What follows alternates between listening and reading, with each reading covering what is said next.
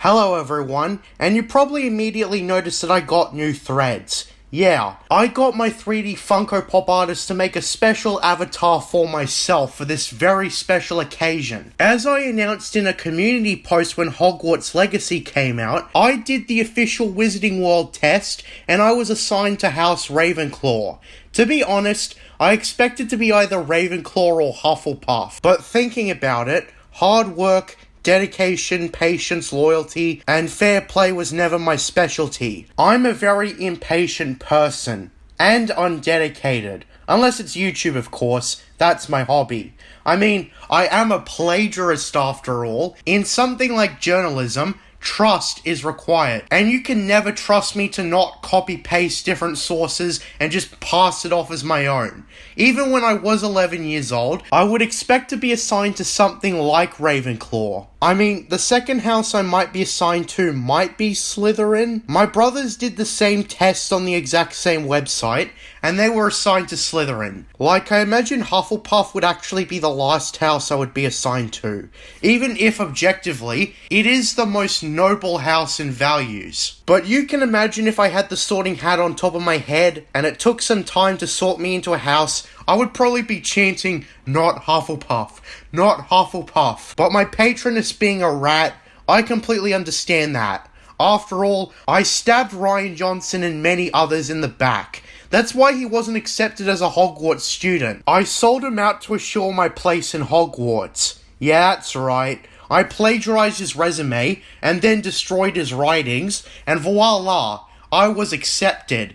But you better keep your mouth shut about it. If you don't, I'll get you, and I'll look like a bloody accident. I had a friend of mine put a silent mouth spell on him while he's serving time in Azkaban because I framed him for plagiarizing me. Turns out the Wizarding World takes plagiarism way more seriously than Hollywood, so he's got a good 10 years for a crime he didn't commit. That's the thing.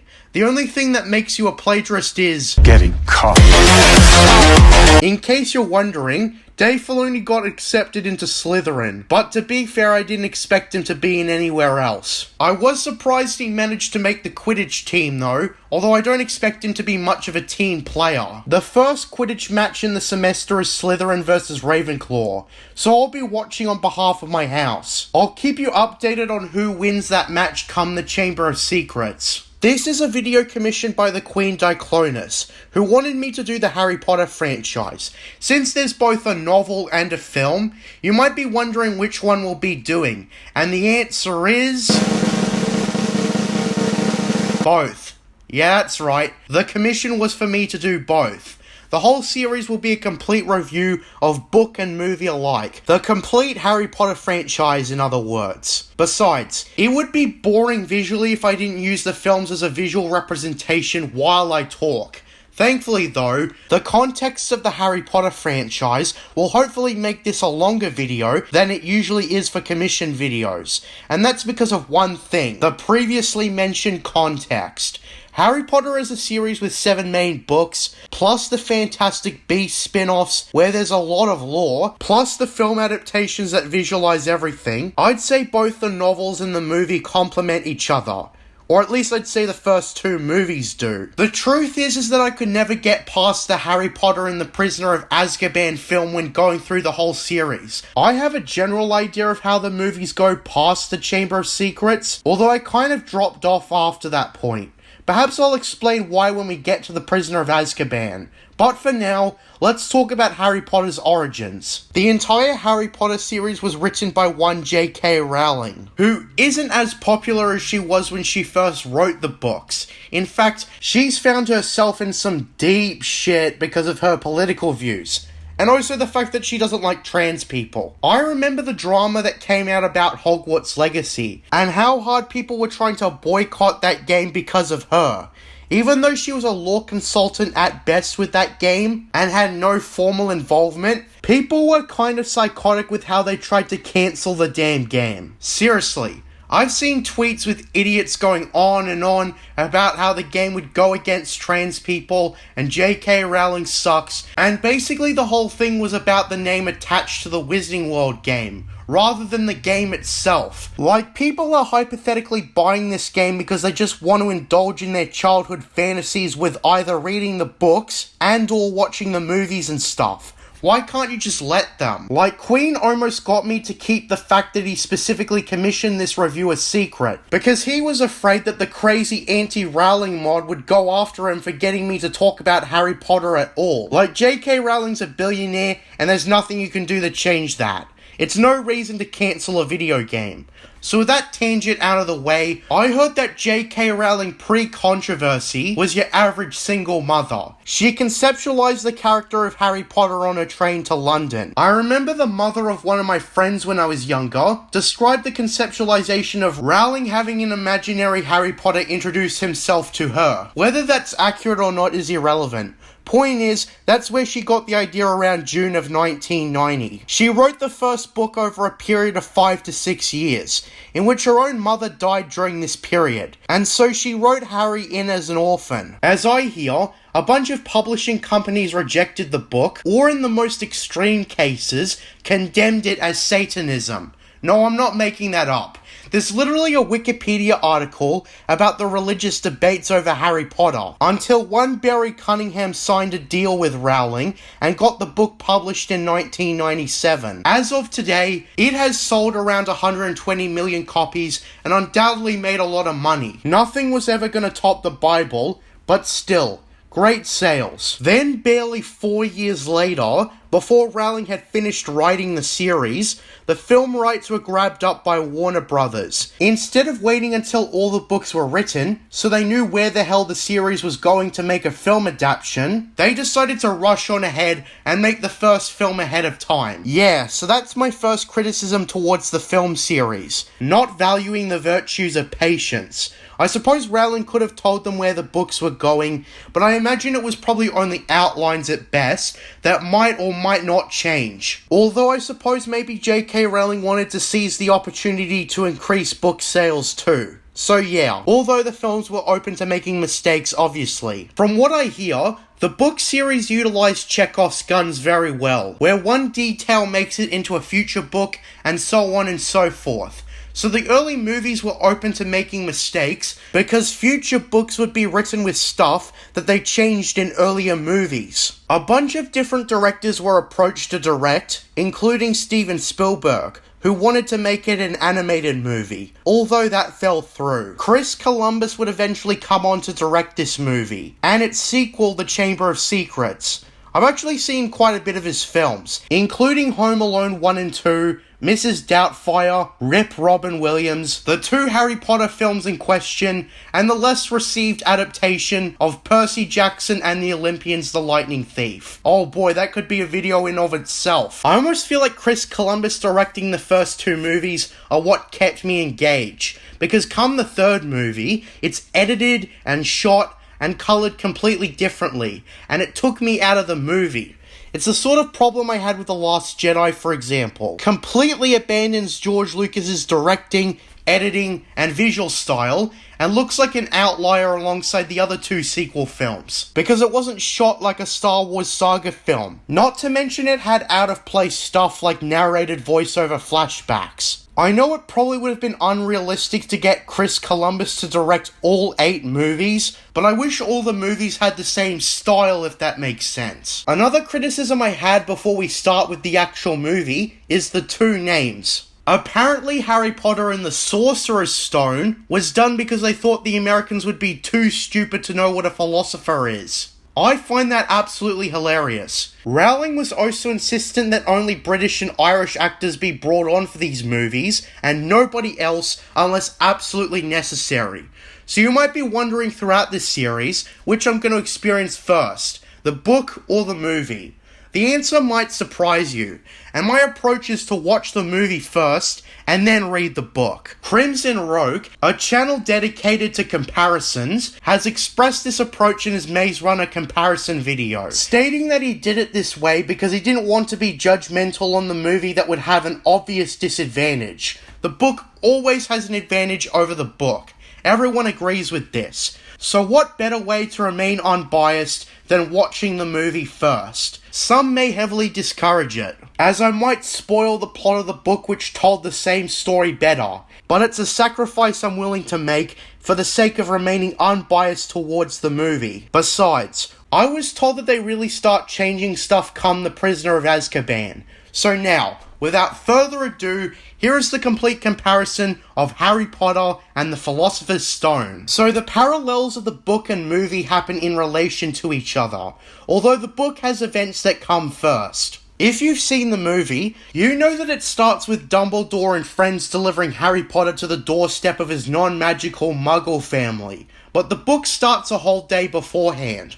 First things first, the writing style caught me a bit off guard. It's kind of fancy-ish and has this vibe of, join me on this great adventure, that a tour guide might give if they care about their job. Since I'm not much of a reader, I listened to the audiobook, narrated by Stephen Fry, and I have to say, that as the sole narrator of the book, he is incredibly expressive and enthusiastic, bringing the story to life. Despite there being no musical ambience, I was able to invest in the story right away. So the book in particular starts with introducing the Dursleys. The first perspective we get is ironically Vernon, who in both book and movie is relatively the same. The casting of this film was top notch. They are at the very least 70 to 80% similar to how they are described in the book. Vernon is described as a big chubby dude with a mustache, just like the actor Richard Griffiths, and his wife Petunia described as on the skinnier side, with words that Fiona Shaw fit perfectly. Key details in the first chapter include that Vernon directs a company called Grunnings that sells drills. Fun fact,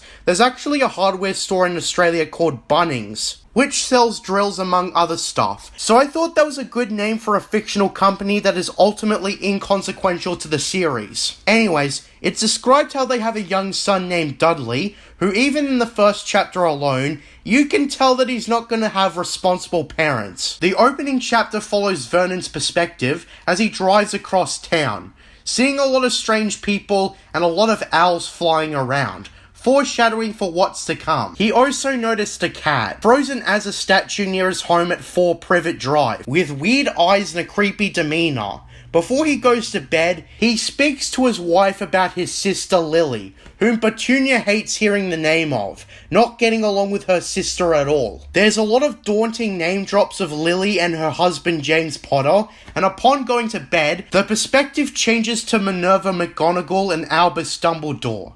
And this is where the movie naturally starts. This was a good time to start the movie in relation to the story, demonstrating the wizard and witch characters, such as McGonagall having the ability to transform into a cat and back. The movie sets up the main character of this whole series by indicating towards his parents being killed. In the book, it's an extended conversation in which they name drop the antagonist of the whole series, although characters except for Dumbledore dare to say his entire name. Instead, it's you-know-who and he who must not be named. And saying his actual name is almost treated as a sign of bad luck. This opening, as in the first 20 to 30 or so minutes, they show us enough to understand the context of the story. While full context is found in the book naturally, they give us an adequate enough in the movie's context. Anyone can watch the movie and understand the general story of the book. So it's expressed through dialogue in the book at least, that Voldemort is a psychotic wizard who murdered many people, including Lily and James Potter, although he surprisingly was unable to kill their son Harry. The spell Voldemort tried to put on Harry backfired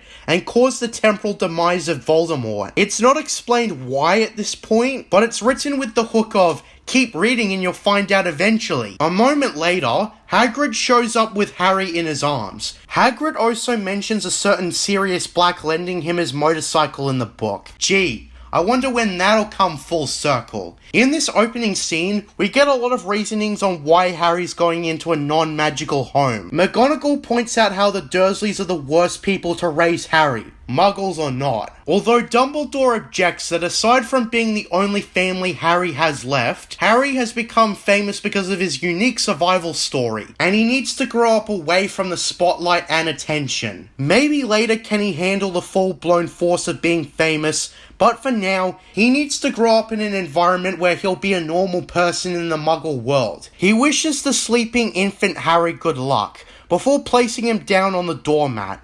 And the scene is pretty much the same in both book and film. The way the book describes it, Petunia discovered Harry on the front doorstep the next morning, while the movie closes in on his scar, inflicted by Voldemort's wand. And something I wanted to talk about is the advantages the movie had over the book. You see, I am of the opinion that both complement each other. The book is good for the full story and context, while the movie is great for visual design and on-screen spectacle. Another thing is the music. Composed by John Williams, who did so many other great film scores at this point, the Harry Potter theme is largely fitting for a story about magic. It has this mysterious lure sort of feeling. This movie invented the Harry Potter theme, so I'm glad that in the first movie, they absolutely nailed it. Of course, John Williams did not stick around for the entire series, just like Chris Columbus, but his impact cannot be denied. So anyways, both the book and movie fast forward to around 11 years later. The book describing in great detail how shitty it was that Harry moved in with the Dursleys since birth. You see, if you know the story in any way, you'll know that Vernon and Petunia were terrible adopted parents to Harry, if you could even call them parents. Everything was all about their son Dudley, who, just along with Harry's aunt and uncle, resented him for merely existing. A small change from the books is that Dudley is described with blonde hair. Although the recurring actor they got for Dudley was great, Harry Melling has darker hair, but he fits the persona described in the book. Like everything that comes to mind when it comes to the word abusive, the Dursleys were to Harry. For one, his sleeping area was a small cupboard in the stairs. That was essentially Harry's room. The cupboard was completely unsanitary too, as there were plenty of spiders to keep Harry company. When I heard that, I panicked, but then I realised that spiders in the United Kingdom aren't dangerous like they are in Australia. There was even a Peppa Pig episode about it. Harry living in the cupboard is actually completely unnecessary, given there is a spare bedroom, but the Dursleys decided it should be for Dudley to store all his shit in. And Harry isn't allowed upstairs. To top that off, Harry is forced to stay in his shithole of a room until his uncle and aunt decide he can come out and stretch his legs. Yeah, Peter Parker definitely had it better. I have a father. His name was Ben Parker. Anyways, there's a billion other ways the Dursleys are strict with Harry. For one, he isn't allowed to ask questions, and he does what he's told. He learnt that the very first time he remembered asking a question to his Aunt Petunia, that being that how he got the scar across his forehead, with his aunt responding with a minimalist story about how he got it when his parents died in a car crash. The end. It's heavily implied at this point that Harry pretty much knew next to nothing about his parents, let alone what their names were, because again, his question was pretty much deflected, and Harry would be punished if he dared give a follow-up question, like when the crash happened, who his parents were, and so on. So yeah, Harry couldn't have a reasonable conversation with anyone. At school, he was just the weak, weird boy that nobody wanted anything to do with. The film doesn't elaborate on his pre-Hogwarts school life, but they sell the point in giving him a shitty life in general. Harry Potter is played by Daniel Radcliffe, who I like as Harry Potter. He comes across as your average boy before the big reveal. He's good at playing a submissive kid with an abusive family life. The movie is relatively faithful to the book when it comes to Harry's first scene in the present. He wakes up in the cupboard, gets up, and his cousin Dudley is a general nuisance, who shoves Harry back into his room when he's trying to climb out. In both book and film, it's Dudley's birthday. As this book's earlier chapters take place in 1991, this makes Dudley 11 and Harry 10 at this point. So Dudley, when he's presented with around a whopping 36 presents, throws a massive tantrum. He's furious because last year he received 37 presents. His dad reasons that the size of the presents differed, but Dudley still screams like a bitch. And that's where Petunia promises him 2 more presents to make up for it. and the dialogue in the film is directly transcribed from the book. Yeah, so Dudley and Harry heavily contrast each other. Dudley is the most spoiled shithead in the history of spoiled shitheads. While the actor isn't as out of shape as his book counterpart, he's still unlikable all the same. Dudley in the book was described as at least 4 times Harry's size. He was morbidly obese and hated exercise. Harry, meanwhile, is forced to make breakfast for the Dursleys. Never in the first chapter is Harry given a favour by any of his family members. Nah, instead he does the thankless chores and receives no thanks for it. So a small change from the book when it comes to today's routine is that the Dursleys intended to go to the zoo, but whenever they go to do something, they always leave Harry at the house of a cat lady named Mrs. Fig, and she was one of the most boring people to be around. Harry actually gets it better in the movie, as his cousin rudely jumps on the stairs and yells, quote, "Wake up, cousin, we're going to the zoo," indicating that in the film continuity, they plan to bring him along. In the book, the Dursleys were forced to bring Harry along because Mrs. Fig broke her leg, and none of the Dursleys' relatives or associates were available to take care of Harry, so he ironically ended up coming. In the book, whenever Harry gets anything resembling a normal life, it's an instant win, and this is one example. I'm surprised at how the book makes you cheer at something as petty as Harry gets to go to the zoo instead of a crappy cat house, but the context absolutely nails it. Another change from the book is the fact that Dudley's friend Piers accompanied the group to the zoo. While Piers in the film canon had a minor appearance in the Order of the Phoenix film, he is absent in this movie. The 2 changes I noted don't matter in the grand scheme of things, but since I wanted to be the most detailed comparison out there, I'm mentioning it. Safe to say that the film works in its own context presented. So anyways, the book also describes events not seen in the film, such as the car trip, in which the book describes how Piers commonly assisted Dudley in beating the crap out of Harry. Anyways, when the group go to the zoo, they go to see different animals, and there's a small moment where they buy ice cream.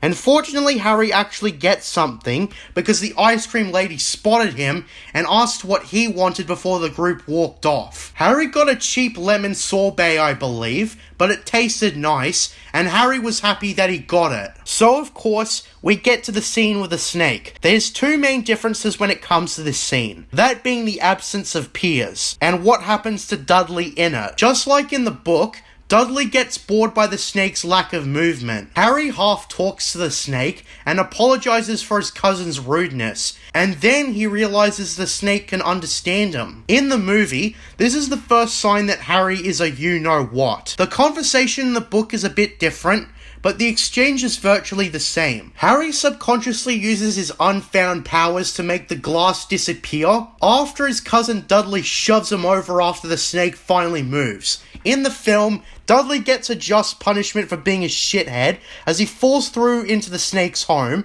with the glass reappearing with him trapped and panicking. In the book, it's not as severe. Dudley doesn't fall over the railing, but panics regardless, thinking the snake was going to bite him. I want to say firsthand that this is the first scene the movie did better.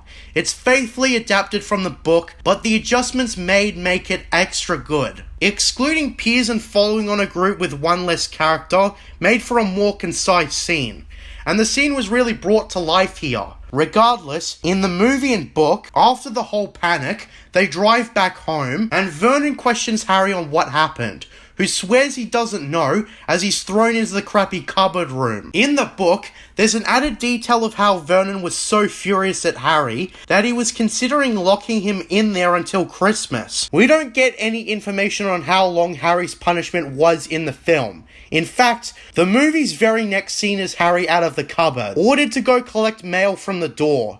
In the book, Harry was locked in the cupboard for at least a couple of weeks until the summer holidays. So point is, Harry goes to collect the mail, and out of the blue, there's a letter addressed directly to him. Harry in both the book and film is shown to be excited, as he never gets mail to himself. And in both book and film, he makes the mistake of bringing his letter to the dining table, in which Dudley snatches the letter out of Harry's hand just as he's about to open it, and in both versions, Vernon remarks how he never gets letters in a snarky voice, but upon seeing the letter, his expression changes to concern. So basically in both versions, Harry is never allowed to see what's in the damn letter, as Vernon keeps collecting the mail himself and burns any letters addressed to Harry. Really, the only notable change in both versions is where Harry is actually given a step up, where Uncle Vernon decides to be a little bit nicer to him and gives him Dudley's spare room, so he's a little better off at that point than he was in the movie. At least what the movie shows. Sure, he is shown to have a full room come the Chamber of Secrets, but that's about it in the film. There's also an additional scene in the book where Harry and Dudley eavesdrop on Vernon and Petunia's discussion about Harry's letter, in which they tease you with the big reveal. The book describes that double the letters came every day, and Harry's first attempt at sneakily getting a letter failed, when he tried to quietly sneak to the door, with Vernon already in a sleeping bag by the door, and he was busted. The movie has a scene unique to its canon where Harry walks in to see his uncle burning all the letters with an evil smile. A scene pretty much the same in both book and movie is when it turns to Sunday, a day Vernon enjoys because as he gets Harry to tell him, there's never any mail on Sunday. The dialogue was pretty much transcribed from the book too, which this movie does a lot of, by the way, translating key scenes word for word, moment for moment. In both book and film, owls surround the whole house, and specific letters addressed to Harry Potter come flooding in everywhere. Well, that's one way to waste paper. And Harry goes to grab a letter in the chaos, but Uncle Vernon stops him dead in his tracks, takes the letter, and demands to everyone that they're gonna go to a place where they can't find them. Who they are is a good question for another time, at least at this point. So in the book only, Vernon orders everyone to pack their shit, and upon doing so, Vernon driving the car away from the house goes for one elaborate drive, going in random directions, backtracking and the like. They eventually go to around a place to stay, a motel, but even then they couldn't shake off the letters, as come the next morning while having breakfast, an employee tells them about 100 letters addressed to Harry, in which Vernon tries even harder to get away. He drives even further into the middle of nowhere, buying a rifle, and by the time it's pissing rain, the family get into a boat and sail all the way to a shack with no electricity, and Dudley gets the bed on the bottom floor while Vernon and Petunia sleep up top,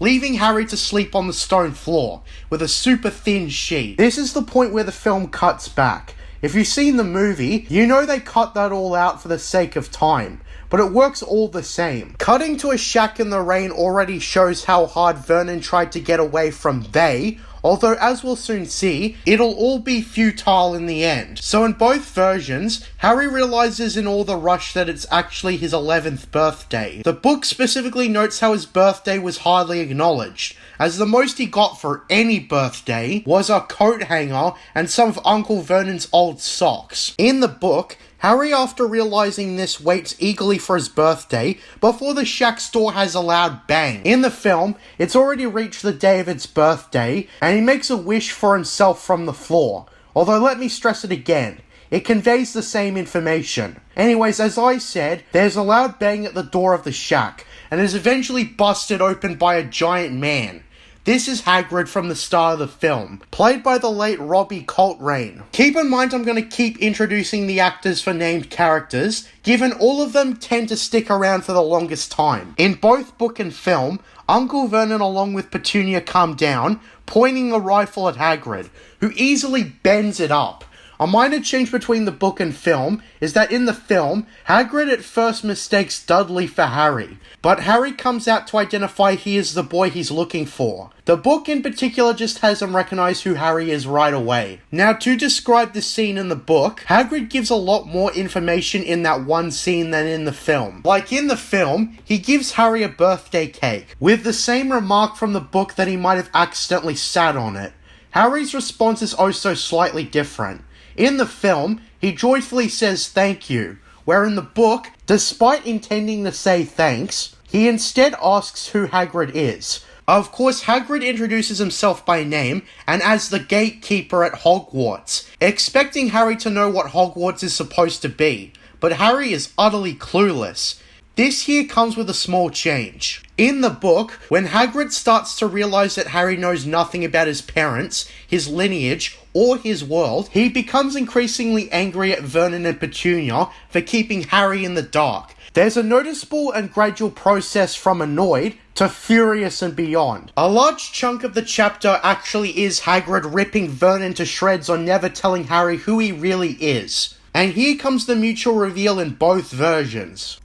You're a wizard, Harry. I'm a what? Harry, you're a wizard. I'm a what? A wizard, Harry. I'm a wizard? Yes, Harry, you're a wizard.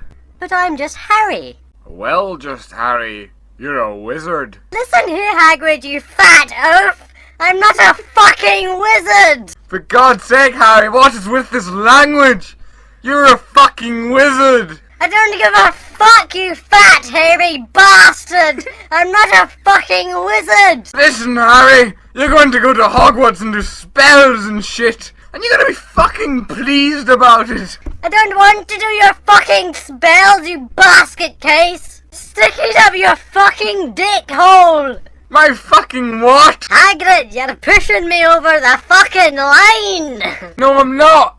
You are a wizard! You're gonna go Hogwarts, you're gonna do spells, you get a wand, you get a fucking owl, it'll deliver your mail. Deal with it! I'm gonna fucking put my dick in the owl! I done that when I was younger, and that was a bad move. You are a wizard. I especially like it in the movie, where some corresponding music plays after the reveal. In both book and film, Harry is shocked, reasoning that he can't be a wizard, that he's just Harry. Hagrid tells Harry that both his parents alike were a witch and wizard who went to Hogwarts, fell in love at school, got married and had Harry. Although it's worth noting that Hagrid explains how his parents died in the book only come this scene. But it's worth noting that the explanation comes later in the film. And that's important to note. There is some rearranging of events and dialogue, but they still translated important scenes from book to movie. Something that's exactly the same as the book is where Aunt Petunia expresses how much she despises her sister, who is Harry's mother, and she says it in the exact same way too. So anyways, after Hagrid gives him his acceptance letter, which is pretty similar in both versions, Hagrid sits down to make Harry sausages in the book only, and how a dark wizard in which Hagrid is reluctant to say his name says that he was a power-hungry wizard and a mass murderer, in which he went to the Potter's home and killed his parents, although he was unable to kill Harry, leaving only the scar on his forehead. Harry went on to be known as the boy who lived for surviving the curse at such a young age. Now again, this explanation comes later in the movie, and they did transcript a lot of the dialogue. At this point of the story, it's unknown why the dark wizard named Voldemort was unable to kill Harry at this point, as Hagrid says. So Vernon in both book and film objects to letting Harry go to Hogwarts, directly calling Dumbledore by an insulting name, and Hagrid directly threatens Vernon to never, ever insult Albus Dumbledore, and he's dead serious in both versions. Something exclusive to the movie is that Dudley grabs Harry's cake and starts eating it because, well, he's a pig. And Hagrid has the same thought because he gives him a pig's tail. He does the same thing in the book, except it's not for a good reason. He kinda just does it out of the blue after arguing with Vernon. So both versions of the scene, I ironically prefer the film version. They're both similar in quality, but having Dudley show his gluttony and get punished for it was a minor improvement over the book. But to describe the story so far, it's excellent. There's also a detail that will be important later where Hagrid mentions being expelled from Hogwarts as a student in his 3rd year, but Dumbledore kept him around as a gatekeeper. Harry Potter has been introduced well, and we get a nice taste of his life, as well as the eventual reveal that he is indeed special. It's really well done in both versions. You probably noticed that the movie version is abridged, but the scenes they cut were very excusable, such as the motel part of Vernon's attempt to escape the wizarding world. And cutting straight to the shack in the film version was fine enough. The filmmakers knew they couldn't include every scene for the sake of time, so what they decided to trim or abridge for the story was well chosen. Anyways, after that, we're back to book-only events. Harry wakes up the next morning at first thinking it's all a dream, but when he gets up and sees Hagrid, he realizes that the invitation to Hogwarts was real. This is around the point where he's introduced to the concept of owls and Wizarding World newspapers. Hagrid then proceeds to take Harry all the way to the city of London, a city where Harry's never been before. This is around to where the movie comes back in, where they go into a pub, in which everyone inside recognizes him as Harry Potter. In the movie, it's heavily abridged, where in the book, everyone shakes his hand endlessly for quite a while. And Harry even recognizes one of the guys in the pub as someone who greeted him on the street before he learned he was a wizard. Still though, in the film, they completely sell the fact that Harry is famous and revered for being the boy who lived. I wanted to share that when I was younger and I saw this movie, I didn't realize surviving the curse was why Harry was famous. I used to think it was because his father was famous or something. I don't know. I always used to misread movies back then. I remember I said in a community post that I used to think that Sifo-Dyas was an alias of Qui-Gon Jinn because they referenced that Sifo-Dyas was killed, quote, almost 10 years ago, and I falsely connected the dots. So Harry comes to meet Professor Quirrell in both book and film, a super important character in this story, played by Ian Hart. Hagrid introduces Quirrell as the Defense Against the Dark Arts teacher. I guess you can figure out what that is by yourself. Quirrell in the book is described as a young man who stutters a lot and wearing some cloth wrap around his head. It's not done too obviously. First impressions, Professor Quirrell seems like a really nervous guy. After that, Hagrid takes Harry to Diagon Alley in both versions, the secret wizarding shopping area, as Harry needs to collect his stuff. But first, he needs to collect money from the Gringotts Bank. In the book, Harry is incredibly surprised, but Hagrid responds that his parents didn't just leave him with nothing. It's also elaborated upon that Gringotts Bank is the only Wizarding World bank in Great Britain. And it's here where we see another reason to offend people. The goblins who run the bank. J.K. Rowling and the early Harry Potter filmmakers have been accused of propagating anti-Semitism with the goblins. Remember the Hogwarts Legacy boycott I mentioned earlier? Well, yeah, when there was word of a goblin rebellion in the game, the boycotters flipped their shit and stapled on anti-Semitic accusations on top of all the transphobia shit. The anti-Semitic accusations have been around since the beginning, in fact. The boycotters were looking for any reason to cancel the damn game, no matter how insignificant, because of J.K. Rowling. Anyways, Harry and Hagrid keep close navigating the bank. There was actually a conversation elaborating on the bank in the book. What I particularly remember is how Gringotts Bank is pretty damn hard to infiltrate. There's said to be a dragon that kills trespassers on the spot, and even if you stole something from one of the vaults, good luck being able to make it back to the surface. You're better off trying to rob a muggle bank because Gringotts is airtight. They even mention how the goblins only check for intruders locked inside a vault every 10 years or so. Although Hagrid does mention that one of the only safer places to store something is of course Hogwarts. With that being said, they have access to 2 vaults. The first being Vault 687, where Harry's inheritance is. The conversation about all this happens earlier in the book, before Harry actually fully realizes how much his parents posthumously left him. And damn, in the movie, they show a lot of money in glittering gold, and any kid looking at it will have the impression that it's a lot of money. Still, the reveal of the money in the movie is pretty good, where Hagrid in the film points out, "You didn't think your parents left you with nothing." The second vault, also adapted from the book, was Vault 713, the vault storing the mysterious MacGuffin.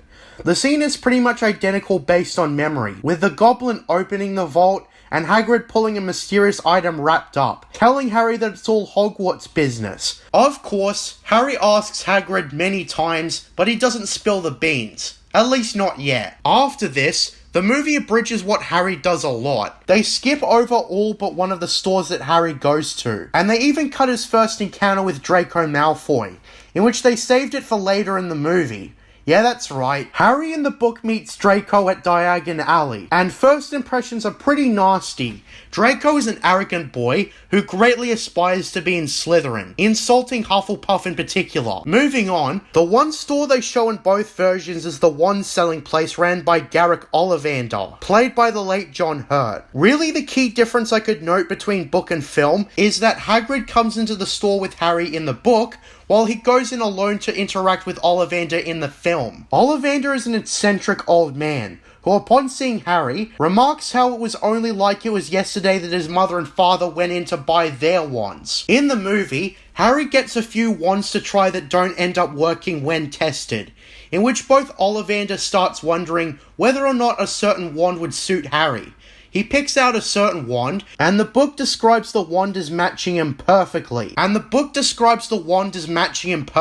Feeling sort of warm upon holding it. The movie does this visually, by having an off-screen fan blow against Daniel Radcliffe. The music also picks up massively to sell the message that, yep, this book is for Harry and Harry alone. It's pretty well done in both. Of course, the film has the advantage of dramatizing this moment from the book. Remember that I'm not much of a reader, and I listen to the audiobook. Ollivander is intrigued in both book and film, as that one's brother belonged to, well, Voldemort. Ironic. Ollivander explains in the book that they share a feather with Voldemort's wand from the same phoenix, and it builds up intrigue, as Ollivander directly says that the wand chooses the user, not the other way around. He'd know, as he remembers every wand he's sold. It's sort of like how in Star Wars, the Force chooses you, such as when Anakin Skywalker was born as the Chosen One. Also, I'm thankful to say that I was easily able to picture the film actors while reading the book half the time, which is a testament to the great casting. So point is, an additional scene I have to mention is where Harry's walking through Diagon Alley and he passes a broomstick called the Nimbus 2000. And some kids stare into the glass panel like it's the newest Grand Theft Auto game that's about to come out. This scene is in both versions, and dare I say it, it's exactly the same, even down to the staring kids' dialogue. So yeah. Now I mentioned that the movie rearranges events and conversations. It's after this where Harry asks about his parents extensively in the movie, and Hagrid tells him about Voldemort. The name is extremely taboo in wizard culture, as it's almost like saying the N-word, although I suppose the Wizarding World equivalent is actually mudblood. That's a whole new thing come the next book/movie. Just like the start of the movie, Diagon Alley was efficiently brought to life, and there's no change big enough to rumble the story. I'm impressed on how much they preserved the book, even if they had to abridge it. When it comes to the film's version of Voldemort, Hagrid gives the same information, minus the fact that it's unknown why Harry survived. The film doesn't bring it up. It just stops at, he wasn't able to kill you. I've heard that an explanation is given come one of the later movies, and books for that matter, but still, not as much detail as the book. Still, I'm pleasantly surprised at the strict faithfulness to the source material, only abridging and trimming stuff when they need to. I'd also like to note that scene with Ollivander, I prefer the film version. When reading the book, I felt it was kind of awkward that Hagrid was there when he doesn't do much. Having the shot be more isolated with just Harry and Ollivander, I believe greatly assisted the scene. And the fact that they were visually able to show that Harry's wand being the right one for him, and communicating the same information. Again, it's only a small touch, but it greatly assisted the translation into a film. The score by John Williams is a key advantage the book doesn't have. And believe me, I listened to the audiobook. Unlike the Star Wars ones, there was no music aside from the opening and closing of the production. Just Stephen Fry's brilliant narration. I would have preferred if they had music and sound effects and ambience and whatnot, but the book did just fine without it. So after getting the wand, Harry also gets an owl that will completely deliver his mail. In the movie, we don't get a lot of information about the owl, but in the book, it was a female owl whom Harry named Hedwig, named after a random witch that Harry read about in a book about the history of magic. I guess there is no female Harry actually looks up to. After all, Aunt Petunia was a total bitch. So next comes a moderate, but understandable change from book to movie. Harry actually stayed with the Dursleys during his wait to Hogwarts. his entire family was terrified of him, with Dudley in particular staying far the fuck away from him. And he interestingly still had his pigtail. Yeah, I used to assume the pigtail went away after a while, but in actuality, the pigtail was there to stay. The day Harry was meant to go to Hogwarts, the Dursleys reluctantly drove him to London out of fear. Vernon reasoning that it wasn't even really about Harry even, but rather Dudley needed to get some surgery to get the pigtail removed, leaving you to wonder what they're supposed to tell the hospital and what happened to Dudley to get that pigtail in the first place. That would be such an odd deformity to have after all, and it would probably be all over medical news, I imagine. By the way, my imagination is going wild, and that I like. The book makes you fill in a lot of the blanks, and it keeps you guessing about different stuff. Anyways, they go to the King's Cross railway station, and the Dursleys immediately ditch Harry after giving him a smug good luck, and speed off.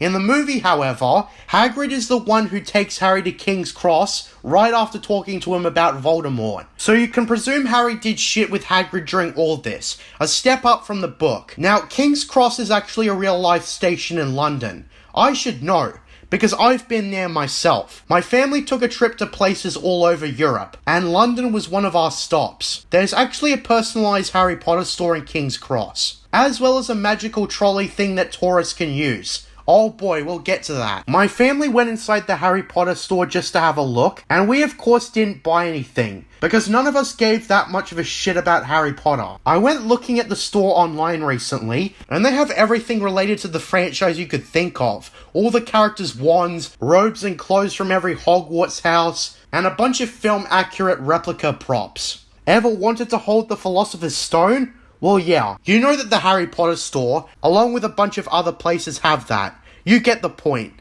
The similarities surge again when Hagrid leaves Harry to catch the Hogwarts train. The problem for Harry is that the train is apparently on platform 9 3/4, which doesn't exist in real life. Or at least when this movie was made, because it sort of does today. Harry in both book and movie is about to figure out what the hell this mysterious platform is. In both versions, he even asks a regular Muggle staff member about it, but he's turned down. And the guy even remarks about having his time wasted in the book. It's a short-ass amount of time before Harry would be considered late.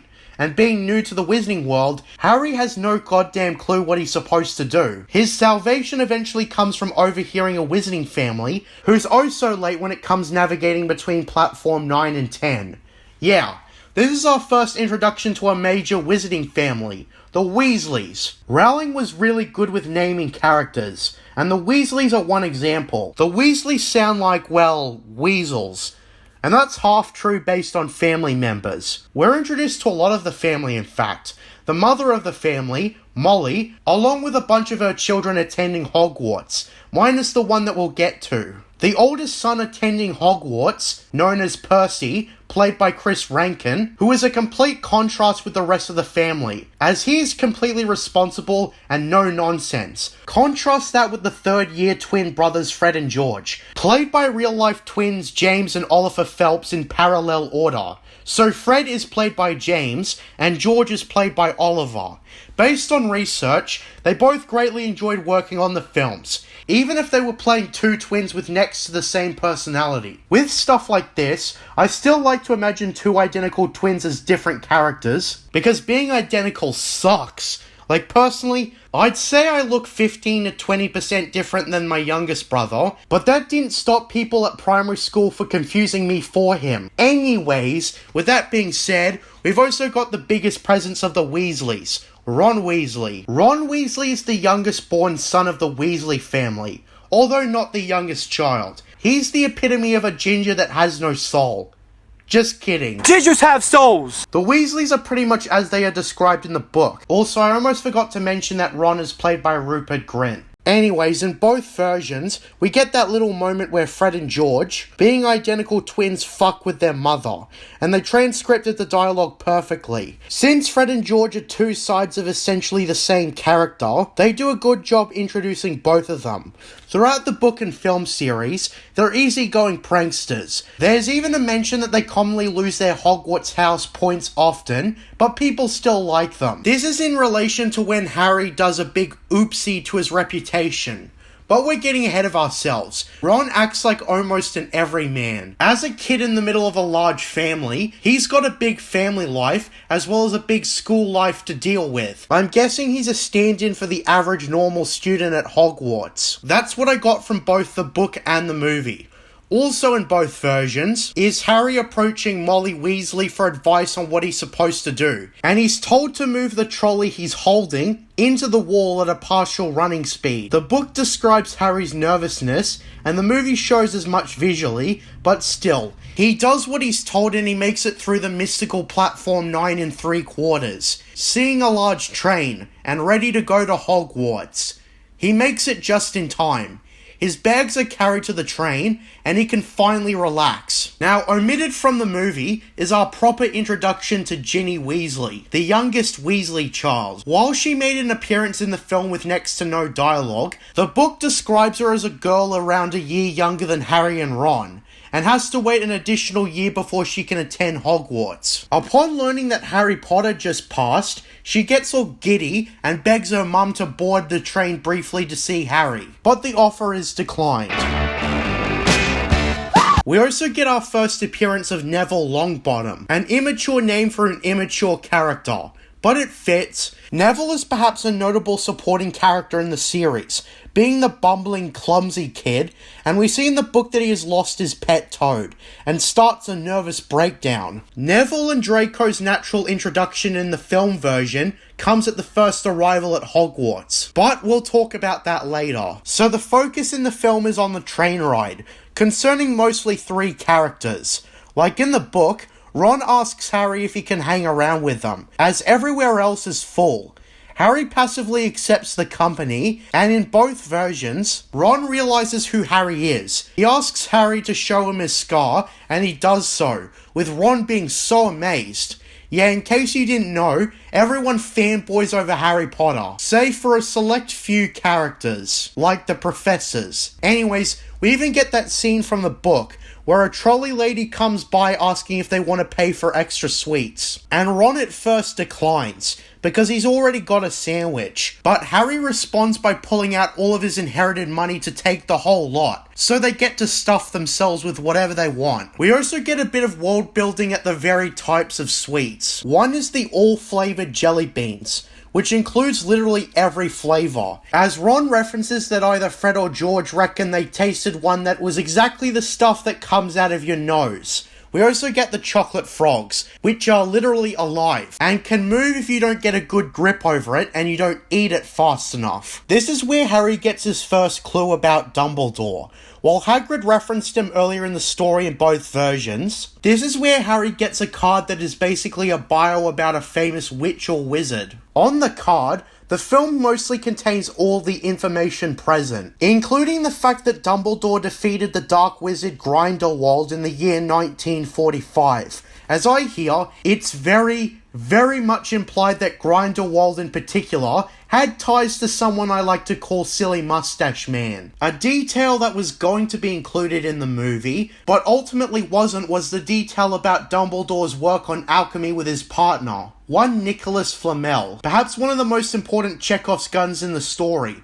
And considering that Harry Potter has a lot of Chekhov's guns, that's saying something. It wasn't absolutely important in the film's context that Flamel be referenced here, but it comes back around in the story later. Anyways, this is where we meet the female lead, Hermione Granger, played by Emma Watson. Hermione, as described in the book, is an incredibly weird-looking girl with shaggy hair and some stuck-out teeth from what I remember. And Emma Watson, even when she was a kid, looks way better than the Hermione described in the book. I mean, guys simped over Watson when she grew older anyways. Not me though. I honestly just thought she was decent looking. Sue me. Also to note that in the audiobook, when we first meet Hermione, she is a very fast talker, and is quite the chatterbox. Out of the 3 main characters, Hermione stands out as being the least accurate to the book. Sure, she is kind of pretentious and knows a lot about wizarding, but the physical appearance left a lot to be desired. Rowling has said that Hermione is somewhat of a self-reflection of herself, albeit exaggerated, and being a bit of a know-it-all. Like, I easily imagine Daniel Radcliffe and Rupert Grint as being great stand-ins for the book, But Emma Watson? Not really. I do know that Rowling did have a hand in choosing the cast members, so she obviously saw something in Watson and I didn't. Or maybe a girl more accurate to Hermione's book description wouldn't be adapted on screen as well. Point is, Hermione is introduced as asking around for Neville's toad in the book, and this is where she recognizes Harry Potter. She reveals that she is not the daughter of a wizard or witch, and in fact, her parents are Muggle dentists. Something I wanted to point out is how I think the trio's dynamic partly come from their origins. Ron is a pure-blood wizard, Harry is a half-blood, and Hermione is a Muggle-born. Not to mention that Harry was pretty much a Muggle right until Hagrid revealed otherwise. In both versions, she is kinda stuck up and rude to both Harry and Ron, and they in fact kept that detail where she tells Ron that he's got some chocolate on his nose. There's also the thing about Ron's pet rat Scabbers, which in both book and film, Ron tries to do a spell on, but it doesn't work at all. So with that being said, we also get our second book encounter with Draco Malfoy.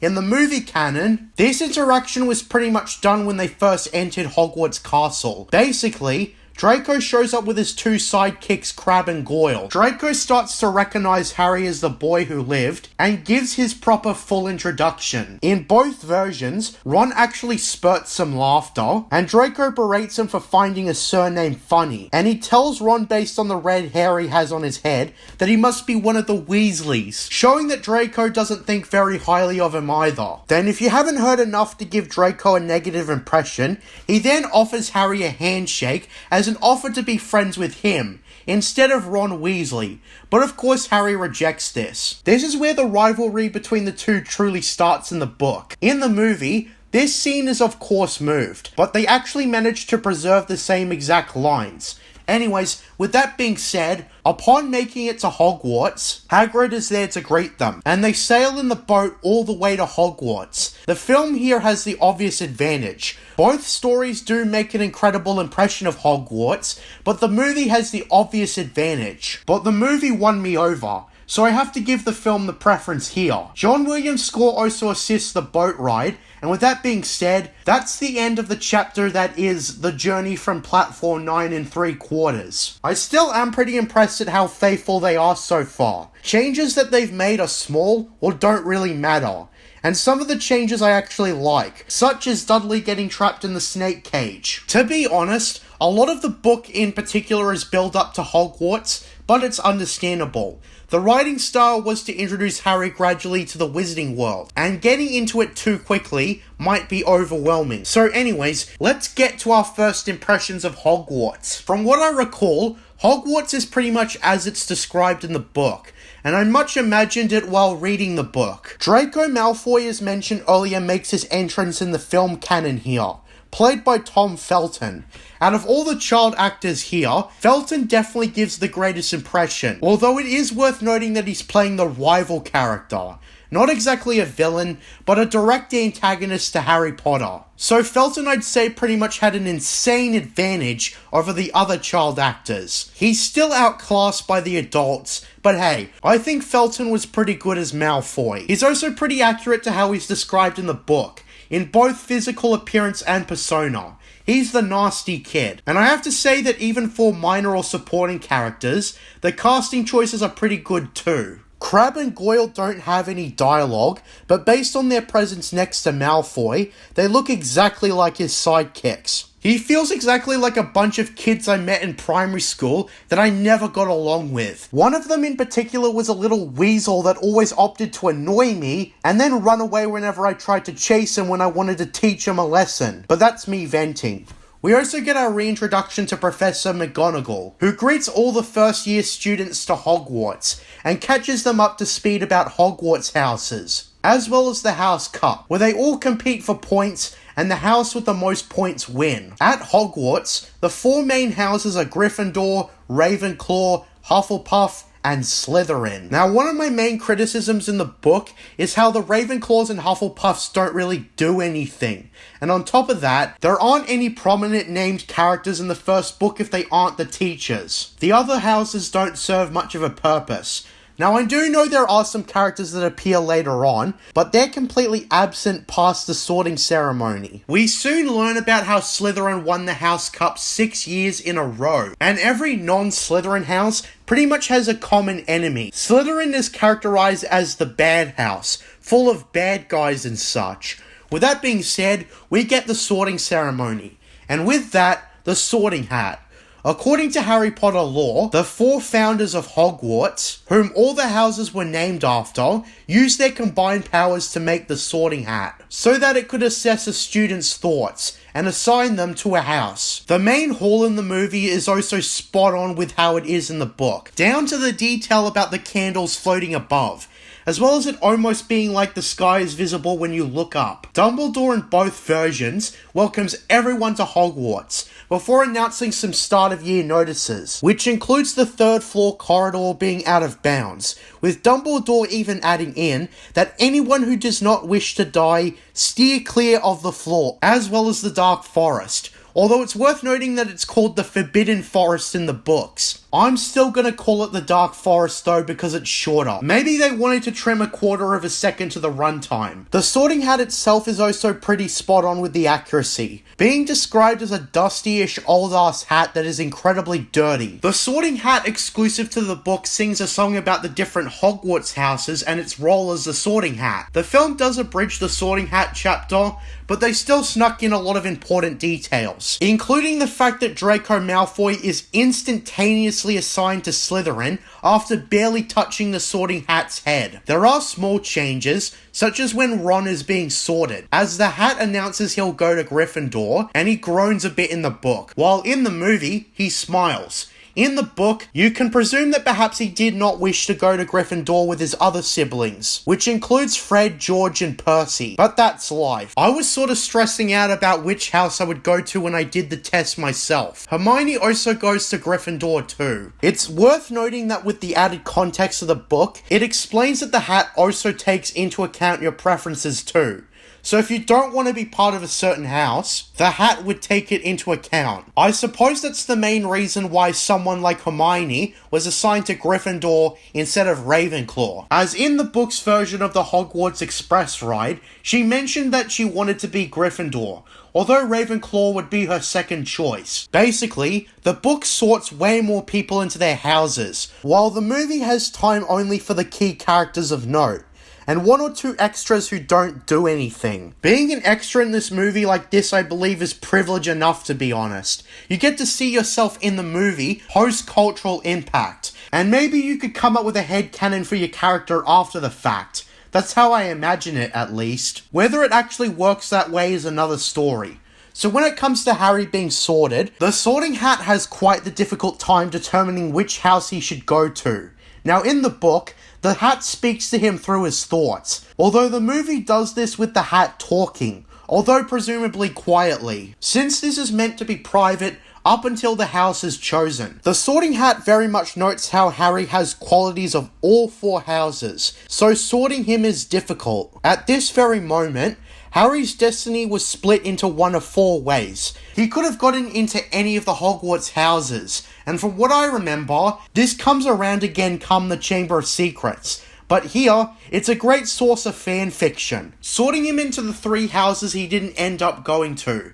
Harry in particular begs the hat subconsciously not to sort him into Slytherin, and they actually tempt us a bit, with the hat responding that Slytherin could very well guide Harry on the way to greatness, although ultimately, Harry goes to Gryffindor. Harry is relieved that he didn't get into Slytherin, and as such, he goes over by the Gryffindor table.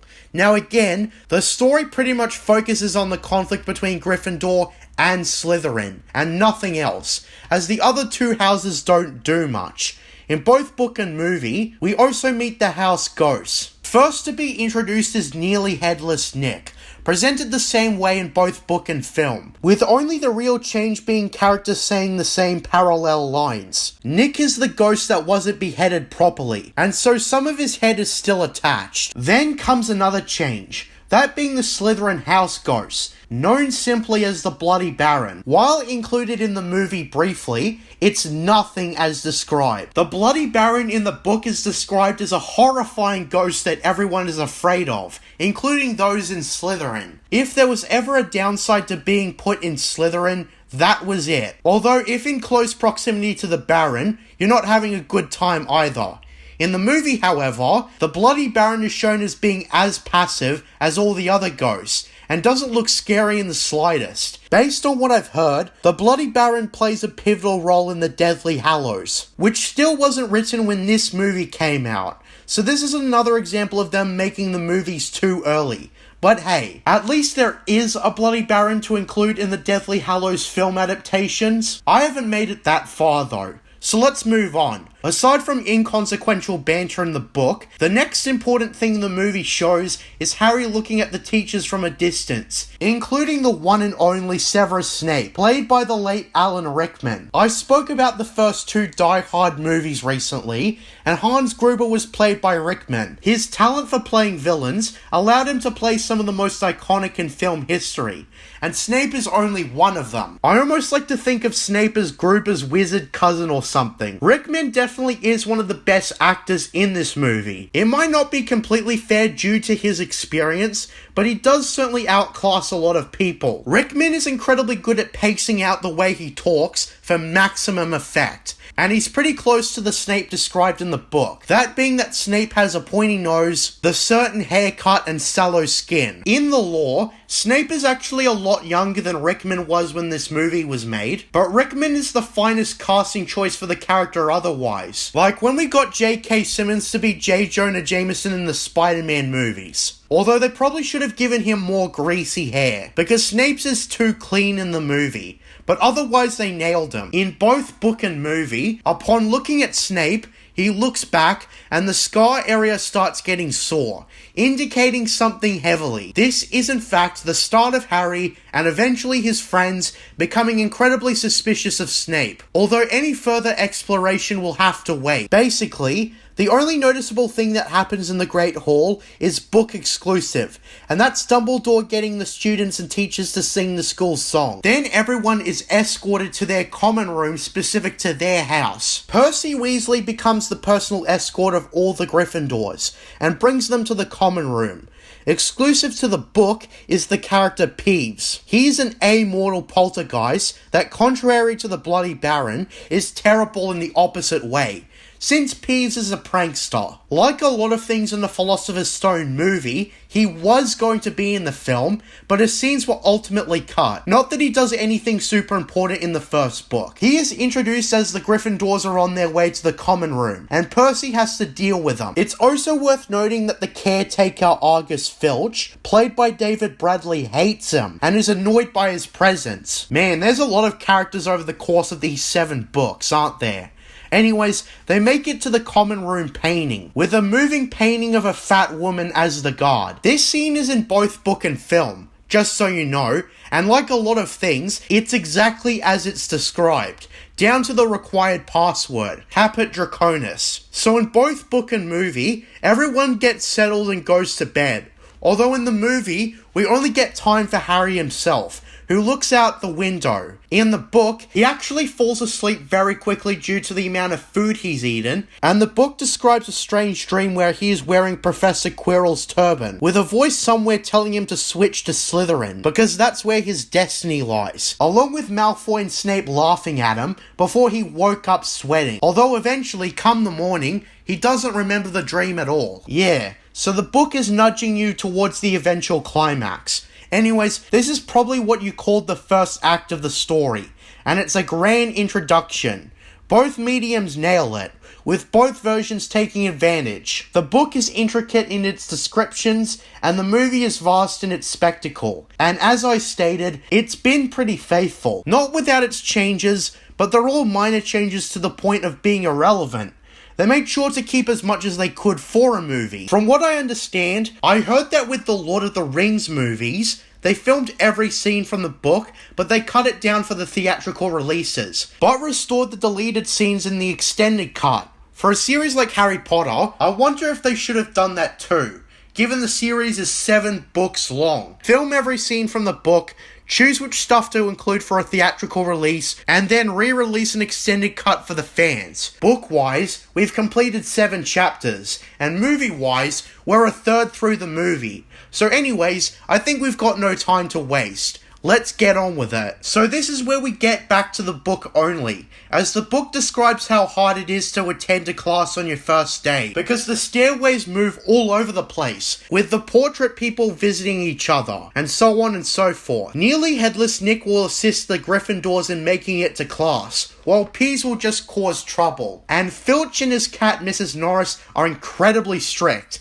as he threatens Harry and Ron when they accidentally go to the out of bounds area, but they're bailed out by Professor Quirrell. Anyhow, the book describes the school as more than just basic magic. There's a study of astronomy, herbology, history in relation to magic, etc. In the film, this is all heavily abridged, as Harry and Ron rush into Professor McGonagall's class. You can easily infer that they're late, but not the true extent of how hard it was to find their way. At first, they assume she's not there, but she transforms back from a cat into a human again, and Ron compliments her ability. And to be fair, she isn't too hard on them for being late, although she still comes off as incredibly strict. In the book, when they get to Professor McGonagall, she takes a no-nonsense stance in the class she teaches. She warns that anyone messing around will leave and not come back, with that being their one and only warning. However, the class itself is very difficult, and the only one who makes any kind of impressive progress is Hermione. The book goes through all the teachers, including the herbology teacher Professor Sprout, as well as the history teacher Professor Binns, who is the sole deceased teacher, as he in fact is a ghost who teaches past his mortality, if you catch my drift. I have to say that even the class teachers that probably don't matter that much have their own gimmicks. Perhaps they'll have more relevance later. But for now, I have to say I'm impressed with the amount of attention to detail. It makes passing information like who the teachers are entertaining to read. This isn't the kind of stuff people would talk about when it comes to the overall story of Harry Potter, but it's still amazing that the stuff not a lot of people would care about had a lot of thought put into them. I didn't even realize how intricate the story is, in all honesty. Anyways, we've got Professor Quirrell's defense against the dark arts class, which, to sum it up, is a joke. The classroom is described as smelling of garlic because he fears a vampire he met in Romania coming to get him. The book also describes Quirrell telling the class that the turban he wears on his head was a gift from an African prince for hoarding off a zombie. There's a small detail where the turban itself has a noticeable funny smell. At this point in the story, you think it's probably nothing, but then come the climax, J.K. Rowling tells you, I never thought he'd really do that. See? Right there. You made a judgment call. So by the time Friday rolls around at the first week at Hogwarts, Harry and Ron manage to perfect their navigation at Hogwarts, and the class they're about to attend is the Potions class, with one Severus Snape. In the book, Ron sets expectations for Snape immediately, by stating that Snape's incredibly biased towards Slytherin House, and gives pretty much anyone else a lot of shit, whether they actually did something wrong or not. There's also a moment before they enter Snape's class where Harry's owl Hedwig drops a note from Hagrid, who wishes to have tea with him in the afternoon and hear about his first week. Harry accepts the offer, and then it's the Potions class. Now, in the structure of the film, we mostly only get a bit of Professor McGonagall's class, and then Snape's class. I suppose as the two most important teacher characters, this is fine. We cut straight to the Potions class, with Snape abruptly marching through the door to the front of the classroom. As stated before, Alan Rickman is an expert at pacing out his lines, and through that, it gives Snape the aura of authority. With the exception of specific details, the scene here is pretty much the same. There's a passage from the book where Harry realized that Snape didn't dislike him. He hated him. And we didn't need that blunt sentence in the film version, as a matter of fact. Snape comes in, addressing the class with a no-nonsense approach, and Draco Malfoy is the only one who seems to be enjoying the class.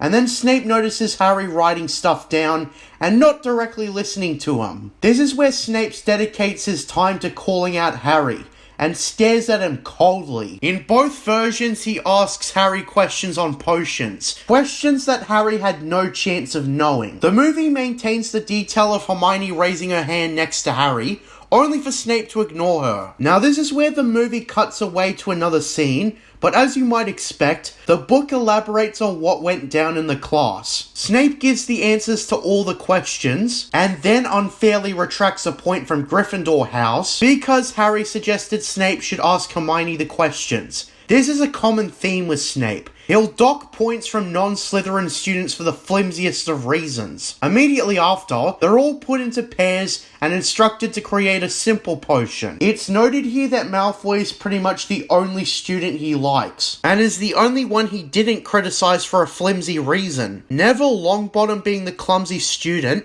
also spills the potion all over the floor, and manages to injure himself. Snape snaps at him for his clumsiness, and then redirects Neville's lethal mistake onto Harry. Snape retracts another point from Gryffindor because Harry didn't tell Neville what he was getting wrong before he did it, even though Neville wasn't his potions partner. So by the time the class ends, Harry is left wondering why Snape hated him so much. Anyways, in the book, Harry and Ron go to meet Hagrid, and they discuss everything, from Ron and Harry's first week to the potions class specifically. When Harry points out that Snape seems to really hate him more than any other student, Hagrid changes the subject, indicating that he knows something towards Snape's hatred for Harry. Things get strange when Harry notices the headline of the Daily Prophet, the Wizard newspaper, where it talks about a break-in at Gringotts at Vault 713 that happened the same day as his birthday, and that piques his curiosity, since Hagrid took an item from that very vault. Hagrid doesn't answer them, and is reluctant to speak, getting no answers, so Harry and Ron eventually leave. Now in the movie, they omit everything I just described, save for the newspaper and the information listed. Instead of meeting Hagrid, they instead are in the main hall, minding their own business, when the owls come in dropping gifts and such. Neville, for example, gets a remembrall, which goes red, indicating that Neville's forgotten something. And Harry looks at the Daily Prophet, where he learns about the break-in at Gringotts and Vault 713. So for Chapter 9, there's an entire part omitted from the book. But first things first, parallel events. Chapter 9 sets up the scene you may remember from the movie about the broomstick flying lessons. The book gives some additional context, as a book always does. Turns out that the flying lessons, the only class Gryffindor shared with Slytherins besides the potions class. The book also goes out of its way to emphasize that Harry hates Malfoy more than he hates his cousin Dudley, an impressive achievement given how hateable Dudley is. The start of Chapter 9 elaborates on Quidditch a lot. Malfoy brags about being a peak Quidditch player, and Ron talks about how boring football, or soccer, whatever, must be, as the Muggles never get to fly in that game.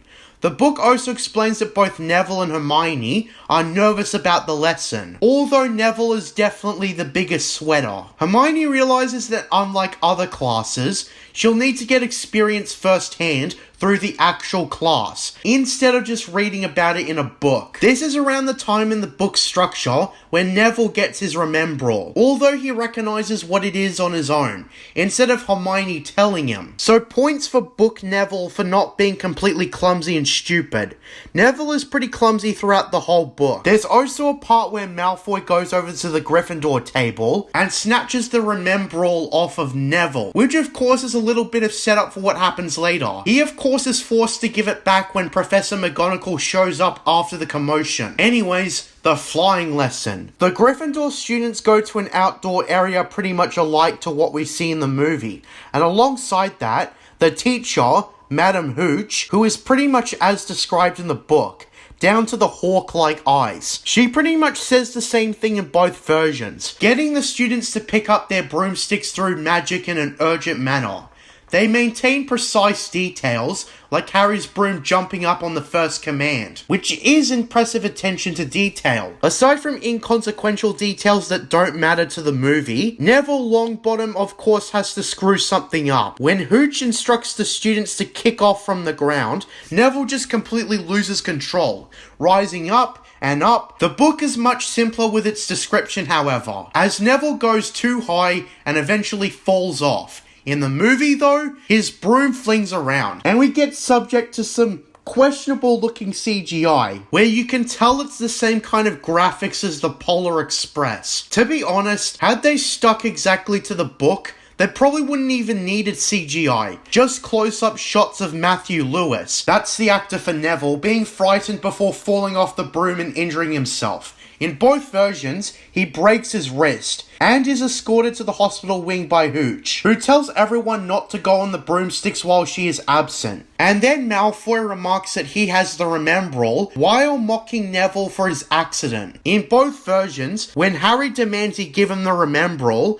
Malfoy goes up on his broomstick, and Harry goes after him despite discouragement from Hermione. Both Harry and Draco have a scuffle, with the book specifically describing a forward jab with the broom that Draco only narrowly dodged. And then Draco proceeded to throw the Remembrall. Now in the book, he throws it upwards, and in the movie, he throws it away. I can imagine the slight change from book to film was to visually represent Professor McGonagall noticing Harry catching it and going down to collect him. Now in the book, they give the impression that he's probably going to be expelled for his stunt, and he's all stressed out, hoping that perhaps at the very least he might be Hagrid's assistant, and that would be far better than being stuck with the Dursleys for all of eternity. However, as fate would have it, she stops outside a classroom and asks for one Oliver Wood, who is a Gryffindor 5th year student. After shooing away Peeves from an empty classroom in the book, we see what McGonagall has planned. She's more impressed than appalled by Harry's skills with a broomstick, and tells Oliver Wood that she's found him a new seeker for the Quidditch team.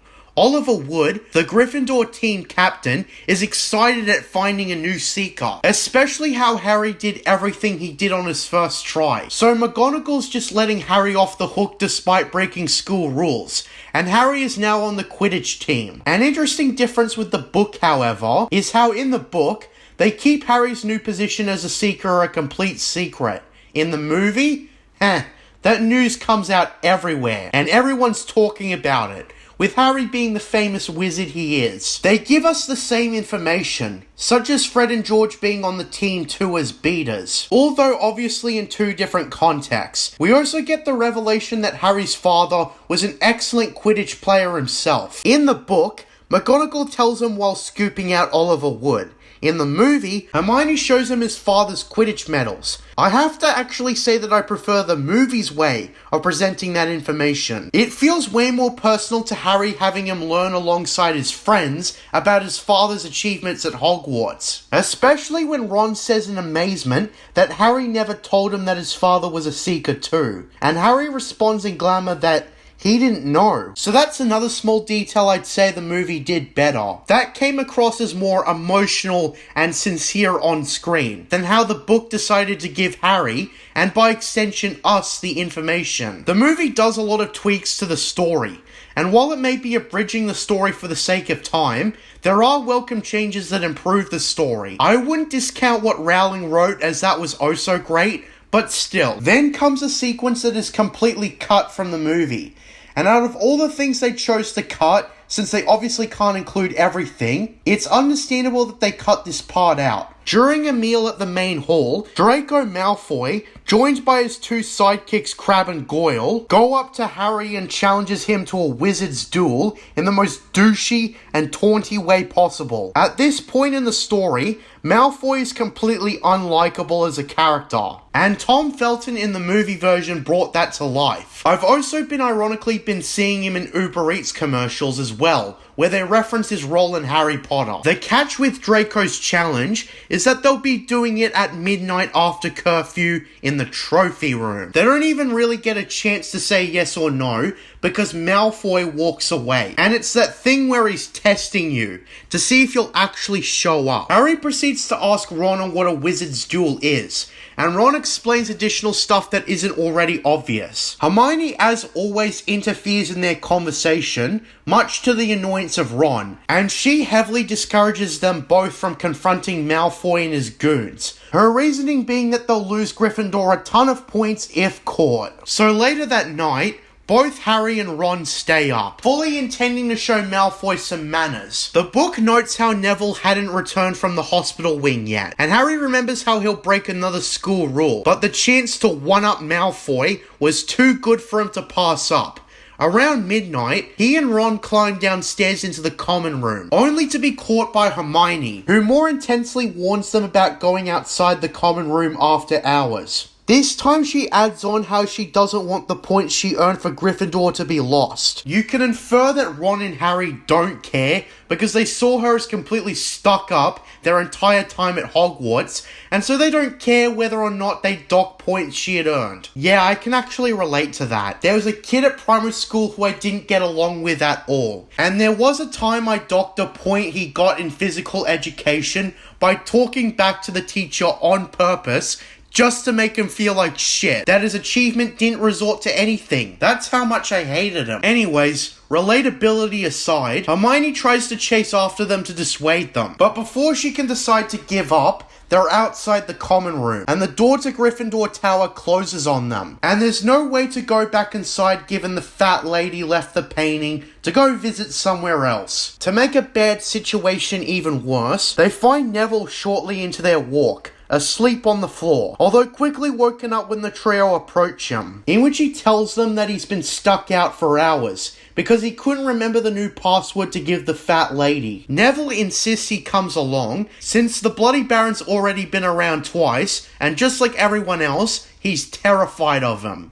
So they make their way to the trophy room without running into Filch or Mrs. Norris. But minutes after they enter said room, and Malfoy isn't there, Filch and Mrs. Norris are nearby. Neville accidentally causes a loud noise because he's clumsy, and the four of them bolt from the room, with Harry in front running in random places all over the castle, eventually going to a hidden passageway close to the Charms classroom. They stop to catch their breath, and I like the intense words they use to describe how they're all out of breath. Shortly after this, Peeves comes over to annoy them, and when the group beg him not to alert Filch, Peeves does exactly the opposite and yells as loud as he can about there being students out of bed.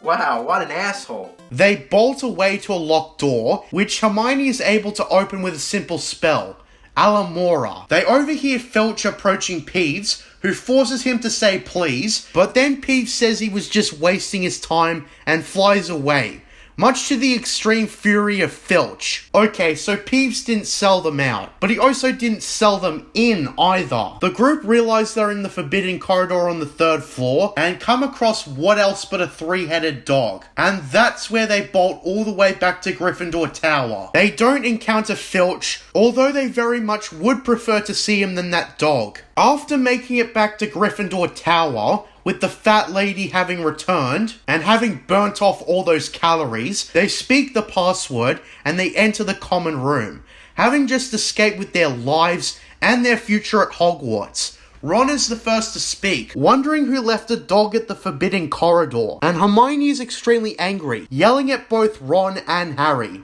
before going back to bed. Now, in the movie, you may have recognized a tiny piece of this sequence from the book making it into the film.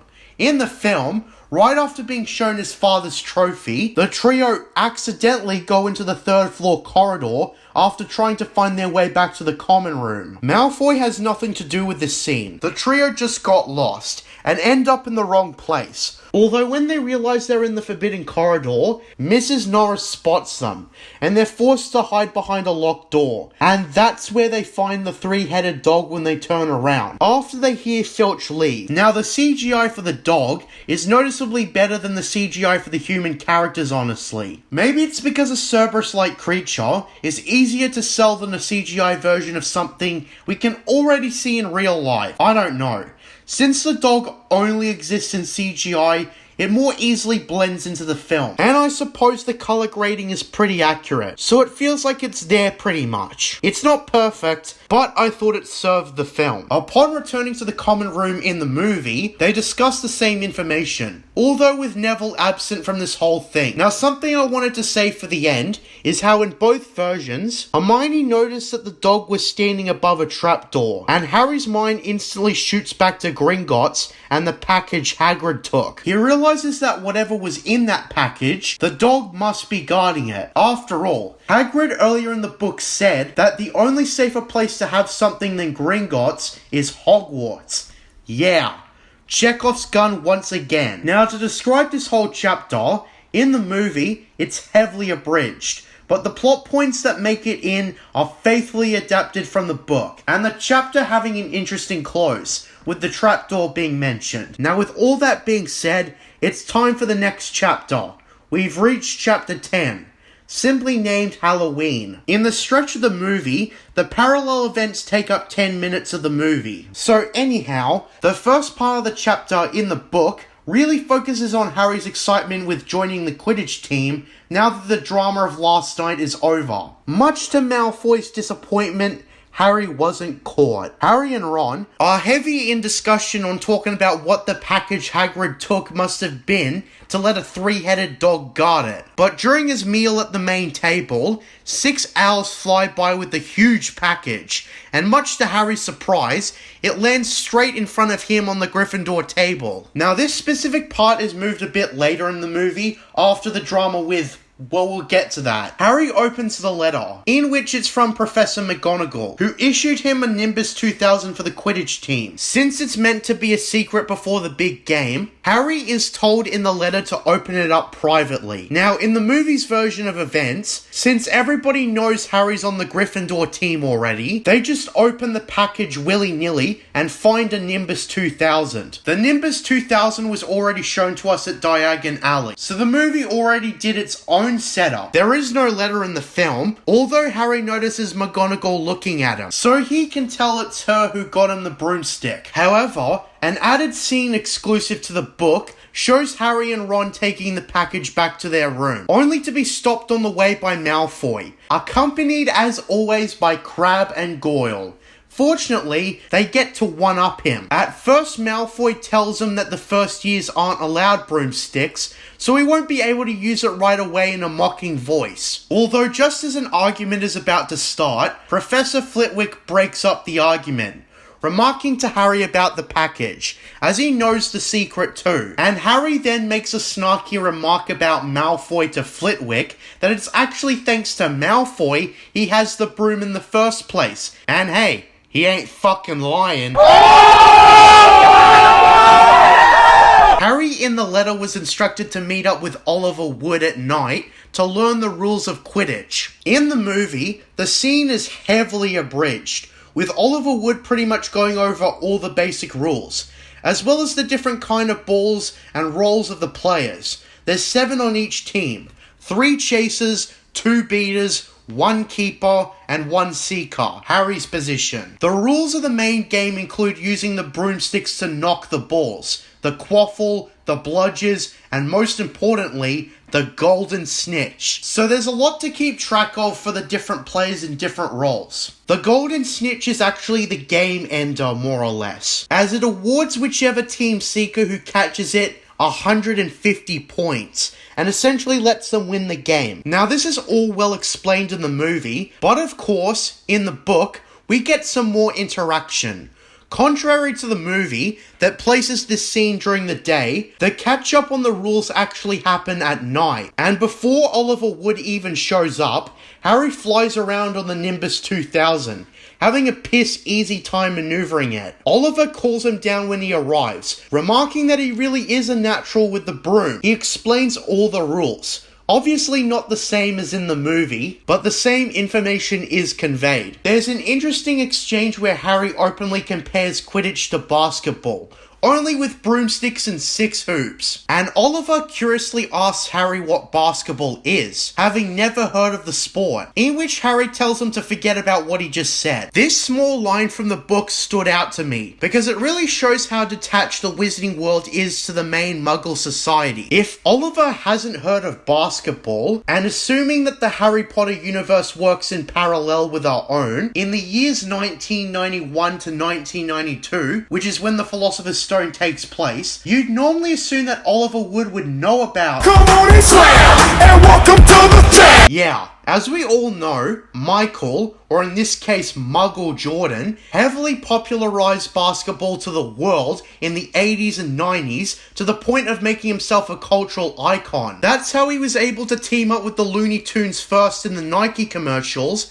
and then the movie we all know, Space Jam. Where I'm going with this is that with someone as famous as Michael Jordan at his peak at the time this book takes place, and Oliver Wood has never heard of basketball ever, that says a lot, I think. Now, I don't know if this is what J.K. Rowling was specifically thinking when she wrote this book with the timeline and everything, but I think it's an interesting observation to make regardless. The last thing uniquely said in the book compared to the movie is probably Oliver referencing Charlie Weasley, who might have been an excellent player for the English Quidditch team, if not for choosing to pursue dragon keeping instead. After this scene is over, the book describes how on top of Quidditch practice 3 times a week and a pile of homework, Harry doesn't realise until later that he's been at Hogwarts for around 2 months, and in a nutshell, school was only getting better and easier. Now that the first years have all mastered the basics of wizarding, and Professor Flitwick has said by this point that the first years are now going to learn how to make things fly with their wands. Flitwick had previously used Neville's toad to demonstrate the magic trick. So speaking of Professor Flitwick, he makes his first appearance in the film adaptation, in which he's played by Warwick Davis, who you may recognise as having various roles in the Star Wars franchise, starting with the Ewok Wicket in Return of the Jedi when he was only 11 years old. Yeah, that must have been his own Harry Potter experience, as he was obsessed with the previous 2 movies.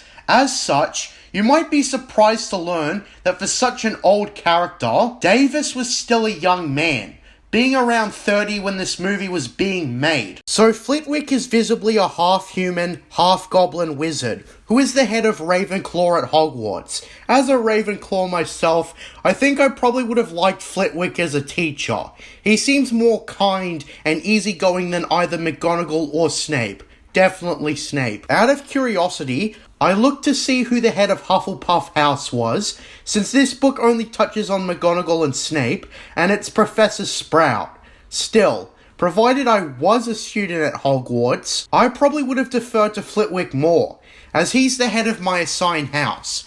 So back to the story, I'm surprised how accurate this scene was adapted from book to film. The first specific detail is how Harry is paired up with Seamus Finnegan. Now I neglected to mention him because he doesn't do much, but he's a supporting Gryffindor character. In both the book and movie, Seamus is the half-blood son of a witch who married a Muggle man. In the movie, he can be heard describing how his Muggle dad didn't find out his mum was a witch until they were already married, and it gave him quite a shock. Now, Seamus in the book is described as a boy with sandy hair, brown eyes, and is from Ireland. In the movie, his actor Devon Murray has brown hair, yet has brown eyes and the Irish accent. In the film, he was seen earlier in the movie accidentally setting his goblet on fire. When I say that, I wonder if that was supposed to be subtle foreshadowing for the Goblet of Fire. Probably not, but it's an interesting connection when you realise it. Seamus is clumsy, albeit less so than Neville, and also the kid who says what's on his mind. In the first book, he was the one who asked Nearly Headless Nick how he can be, quote, nearly headless. And he was the one who asked Professor Quirrell where he got his turban. I imagine they're gonna save this character for something important later on, since he's given lines and presence in the book, and I suppose it was safe for the filmmakers to include him. A detail faithfully adapted from the book is how Professor Flitwick surrounds himself with books on and around his desk. He's quite the bookworm. Honestly, the filmmakers really nailed this scene.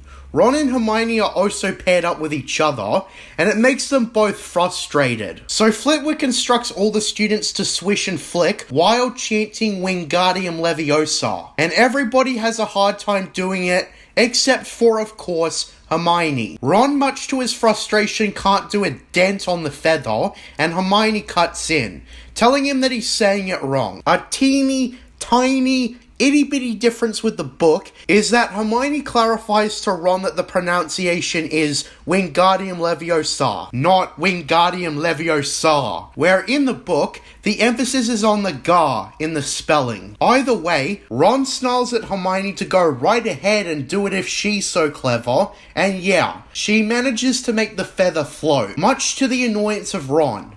Now, in the movie, the scene ends with Seamus pulling a Michael Bay and making the feather blow up. Maybe his muggle dad is actually this universe's version of Michael Bay. Awesome barbecue, awesome pull. In the book, it's not actually as severe. He merely causes the feather to catch on fire, and Harry has to snuff out the fire with his hat. Yeah, he's wearing a hat in the book. Maybe it's a Gryffindor beanie or something. It doesn't matter. Point is, exiting the class, Ron in both the movie and book mocks Hermione to Harry. The dialogue is fairly the same, but in the movie, Ron starts with imitating the pronunciation Hermione gave him, and it's actually one of my favourite lines in the movie from Ron. Rupert Grint just goes full on with the ridicule. It's Leviosa, not Leviosa. Me and my brothers were memeing on that because it's just so funny. But do you know who doesn't find it funny? Hermione. In the movie, she knocks into Ron. In the book, it's Harry. Why am I concerned with such a small change like this? Well, it's because I want this to be the most detailed film to book breakdown that ever existed. Harry notices Hermione crying from Ron's remark and tells Ron that he thinks she heard him all too well. Ron in the book has an unapologetic yet awkward reaction.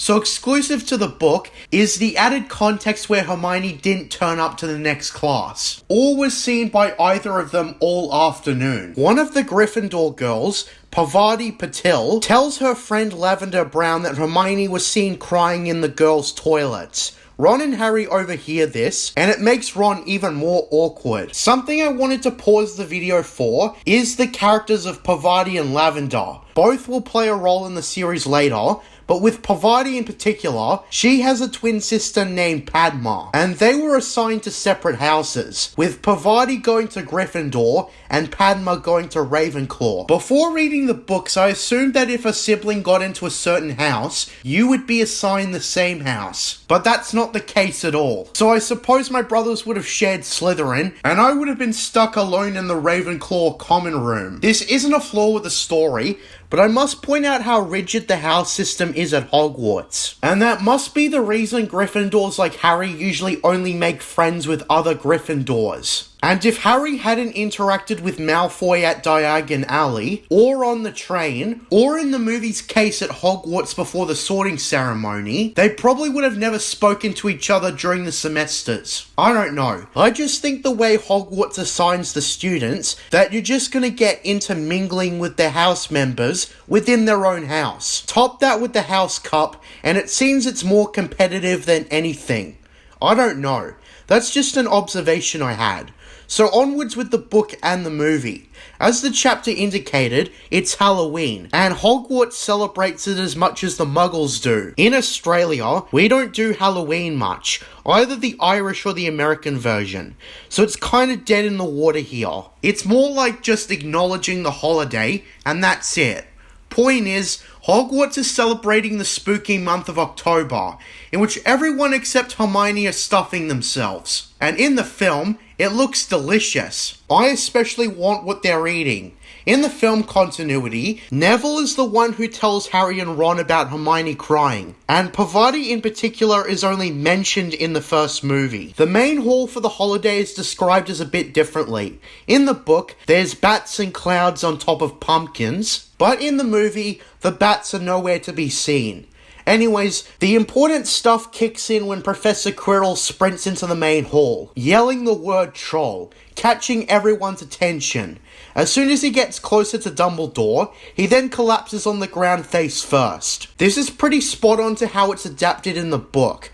The only difference is that Professor Quirrell only says it once in the book, while he yells the information about the troll twice in the movie. But that's such a tiny change, and I imagine most people, unless they had the book and movie side by side, would catch this small difference. So what do all the students do with the information that there's a big-ass troll in the castle? It is my professional opinion that now is the time to panic! Yeah, everybody goes ballistic, screaming their asses off and panicking.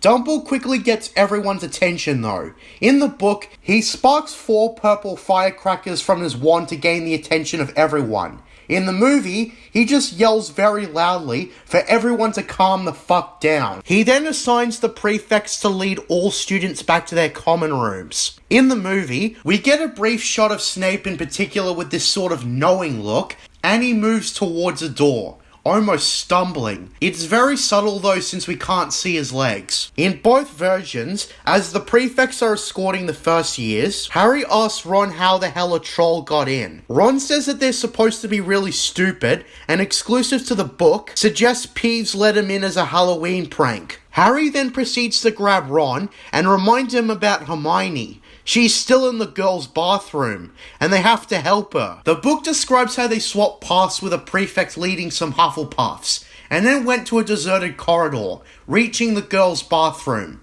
Exclusive to the book is a detail where they spot Professor Snape walking suspiciously over to the forbidden corridor. However, back to what the movie shows, they spot what else but the troll itself. Described as smelling like socks and a bathroom that is never cleaned, the troll in the movie is pretty close as described in the book. Gravely grey skin, bulgy body, bald head, and around 12 feet tall. They even preserve a detail where Harry and Ron hide in the shadows while the troll passes. The troll, also holding a wooden club, enters the worst place possible, the girls' bathroom, where Hermione is. Initially, in the book they lock the troll in, but after realizing that it's the girls' bathroom they just locked, they have to go back to save Hermione. In both versions, the troll decimates the girls' bathroom after spotting Hermione, and that's when Harry and Ron show up. Now, the two scenes are relatively close to each other in description, but of course there are specific differences. In the book, Harry and Ron attract the troll via noise. Ron tries to throw a metal pipe at its shoulder, but the troll didn't even notice. Harry, after failing to get Hermione to move, grabs the troll from behind and sticks his wand up one of the troll's nostrils, greatly irritating it. It flails around trying to throw Harry off, and Harry refuses to let go. Ron, however, is the hero who saves the day by pulling out his wand and randomly speaks the first spell that comes to mind, Wingardium Leviosa, and he succeeds at his sudden life or death choice of words, because the club floats up and hits the troll on the head, knocking it out hard. Now in the film, they preserve Harry grabbing on and flailing around, with Ron saving the day with his successful spell. The scene plays out relatively the same once again. A small change is how Hermione in the movie is more helpful, telling Ron to swish and flick, where in the book, Ron literally said the first thing that came to mind, and Hermione was still petrified. The result is the same, however. Ron saved the day and deserves full credit. Soon after, Hermione asks if it's dead, and Harry responds that it's just unconscious. After pulling his wand out of the troll's nose, much to his disgust because now he has to clean it, Professor McGonagall followed by Snape and Quirrell enter. McGonagall in particular is the spokesperson for the three, asking Ron and Harry what they were doing in an angry tone. And before they are responsible for docking points for Gryffindor, Hermione steps out and takes the fall, telling the three teachers that she arrogantly thought that she could take on the troll, and the pair of boys went after her and ironically saved her. The book even points out how seemingly out of character it is for Hermione to do this from Harry's perspective. She's lying to the teacher in an attempt to bail them both out, and McGonagall proceeds to take 5 points away because of what Hermione, quote, did. And when turning to Ron and Harry, she awards them both 5 points each. Yeah, so technically Gryffindor won 5 points to make up for 5 points lost. Now, the dialogue is slightly different from Professor McGonagall, and in the book, there's an additional conversation from Ron and Harry, who reflect on what just happened. They make it back to the Gryffindor common room, which is packed, with all the Gryffindor students eating the leftover food, from the main hall. They meet Hermione by the door, and after an awkward pause, they all thank each other.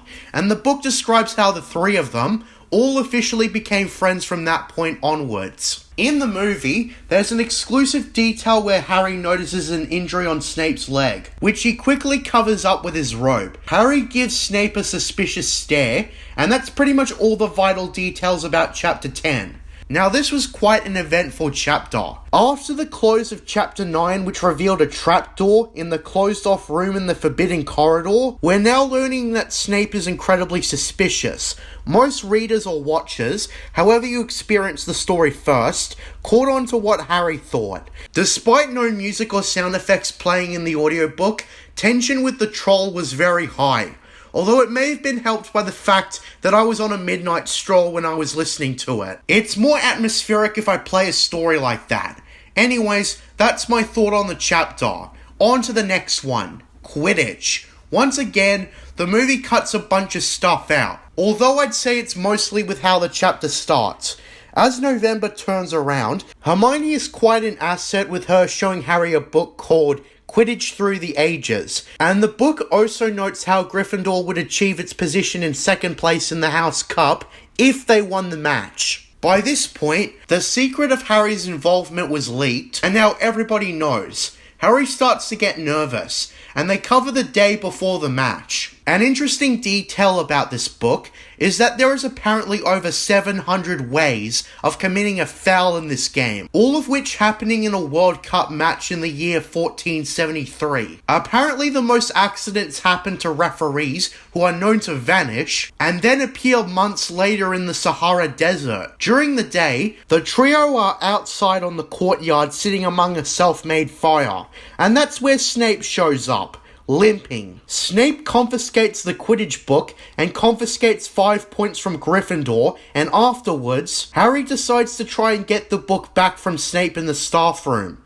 And that's where an interesting revelation comes around. After no response from knocking on the door, Harry peers inside the staff room and sees Snape and Filch. Snape in particular has his leg exposed, and it's been wounded with blood, with Filch applying bandages. Snape references the troll and the three-headed dog until he notices Harry, who bolts as soon as he's spotted, running all the way back to Gryffindor Tower. He then tells Ron and Hermione about what he saw, and they all speculate that he let the troll in as a diversion, although he failed that night, and it lingers on Harry's mind the whole night.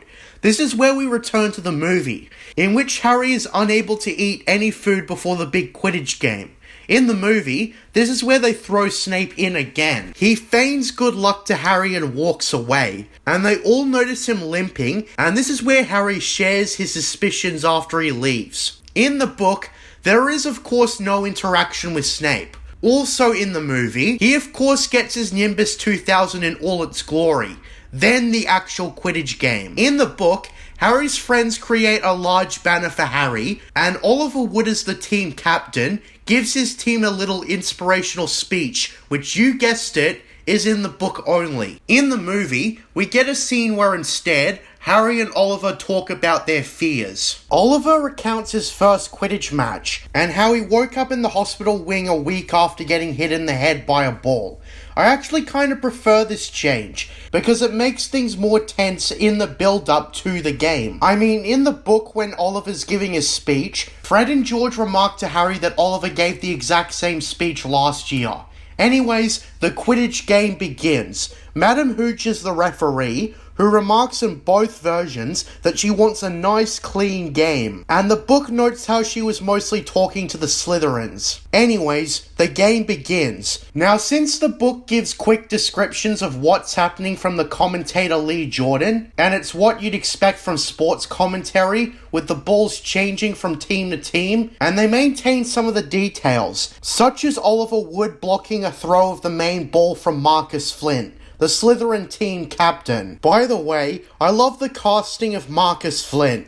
For another minor character, they gave Flint such a nasty looking actor with bad teeth. Also, I love the look that Oliver gives Flint when he blocks the main ball. The Slytherin team has such poor care for sportsmanship, as in the film alone, they brutally knock out Oliver Wood and Angelina Johnson. And yeah, you can feel that ouch the film gives off. Harry for the most part has floated around out of range, dodging any balls and looking for the golden snitch in case it showed up near him. The book explains that it's actually part of the strategy. Harry keeps a distance so he's around to catch the snitch. So on to the super important part, in which Harry's broom suddenly starts moving erratically, where it zigzags all over the sky and violently tries to throw him off, and he only barely holds on. They even keep a detail from the book where Harry almost gets knocked off, but holds on with one hand. In the book, people don't quite notice at first, but then they catch on to Harry and his broom nearly leaving the arena. And Hagrid in both versions wonders what's going on with his broom. There's an extra detail in the book that only dark magic could take control of a broom like that. Hermione, exclusive to the book, snatches the binoculars from Hagrid, whereas in the movie she already had her own pair. But the point is, in both versions, she ironically looks away from the broomstick and around the arena, where she notices Snape muttering under his breath non-stop while looking at Harry's direction. With the culprit identified, Hermione springs into action, and she dashes to the other side of the arena. In the book, the Weasley twins do try to help Harry, however this leaves Marcus Flint open to score points for Slytherin 5 times in a row.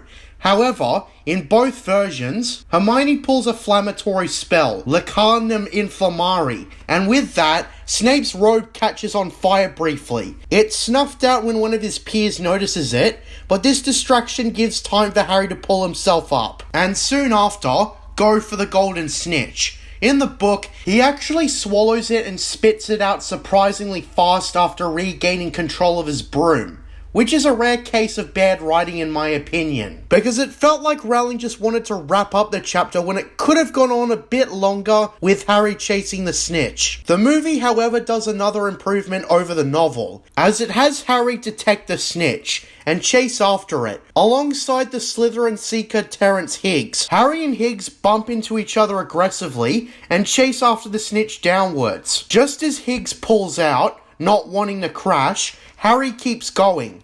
He actually stands on the broom, aiming to catch the snitch, and falls over. And that's where he swallows and spits out the snitch, securing Gryffindor's victory. Although, it is worth noting that the audiobook described it that way. When I looked at Higgs' page on the Harry Potter wiki, there was actually a passage that read, and I quote, Harry saw it. In a great rush of excitement, he dived downward after the streak of gold. Slytherin seeker Terence Higgs had seen it too. Neck and neck, they hurtled toward the snitch.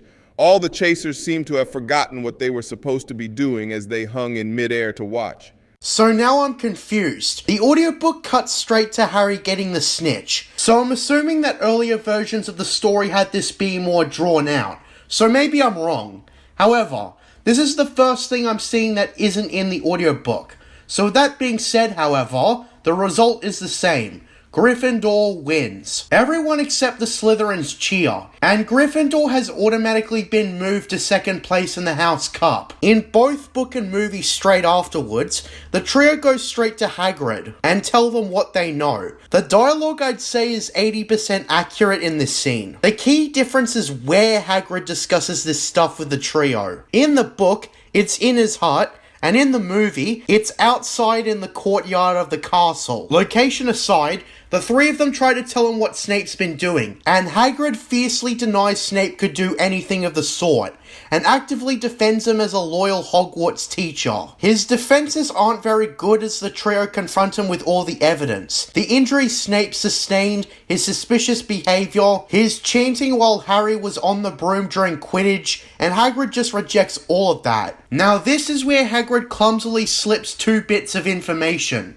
The The first is relatively harmless. When they mention the three-headed dog, Hagrid identifies him as Fluffy. Yeah, what a cute name for such an aggressive dog. Hagrid mentions that he purchased Fluffy from a Greek dude of all nationalities. Although Cerberus being a three-headed dog in Greek mythology probably explains it. And he lended him to Dumbledore to guard the Thing, with him cutting off just before he reveals the MacGuffin. However, he tells the three of them not to worry about any of this. It's not to be meddled with. And what Fluffy is guarding is strictly between Dumbledore and Nicholas Flamel. Yeah, now they've got a lead. Okay, to be honest, I don't understand why Hagrid didn't just shut them off, because him spilling the beans is sort of iffy writing. And in the movie, he instantly regrets spilling that information. So with that being said, that's the end of the Quidditch chapter. So my thoughts. As the sporty chapter, I was well invested in this part of the story.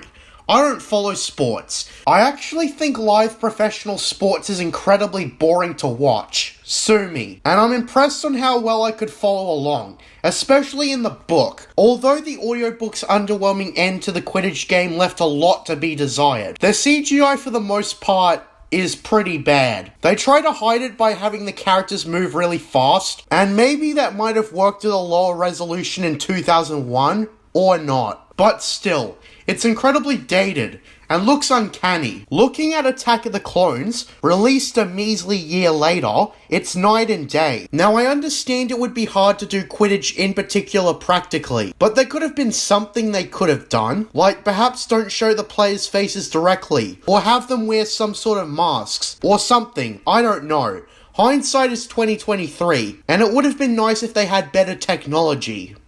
But that's life. Moving super fast didn't help at all is what I'm saying. However, the chapter's hook on Nicholas Flamel is intriguing, and attentive readers would have remembered that was the name of someone in Dumbledore's visiting card, so I'm pleased with the course of the story. With that being said, however, let's move straight over to chapter 12. This chapter has the most intriguing title, The Mirror of Erised. So by the time the next cut happens in both book and film, it's around Christmas time.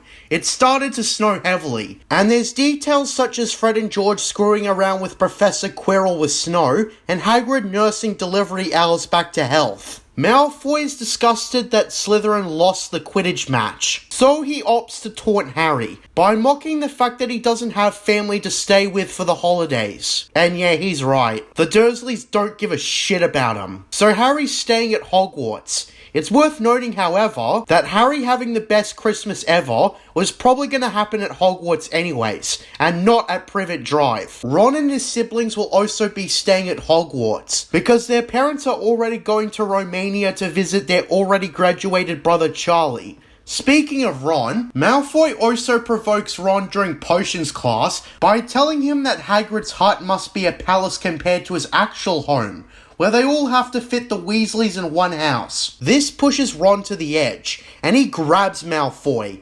Just as Snape comes in, sees that Ron made physical contact with another student, and docks 5 points off Gryffindor. And maybe that's the only time I can sort of agree with Snape docking points off another house. Although you can tell he'd probably be lenient if a Slytherin student had done that. But point is, I actually kind of agree with Snape's reasoning for once. When the class ends, both Harry and Ron are in a bad mood, and talk about how much they hate Malfoy and Snape, and Hagrid tries to cheer them up by saying that it's Christmas. Hagrid brings them to the Great Hall, where the place is greatly decorated for the holiday. Now in the film, they have a minor reference to the book describing that Hagrid's bringing a chopped down tree into Hogwarts, but otherwise, that's his only appearance in this movie's version of the chapter. The movie's version starts with Harry and Ron already in the Great Hall playing Wizard's chess. It's basically the version where you just name the piece and position, and it moves automatically. In the book, there's no sort of Wizard's chess going on. Instead, they come into the main hall with Hagrid, and Hermione, before she leaves for the holidays, tells them to help her study in the library.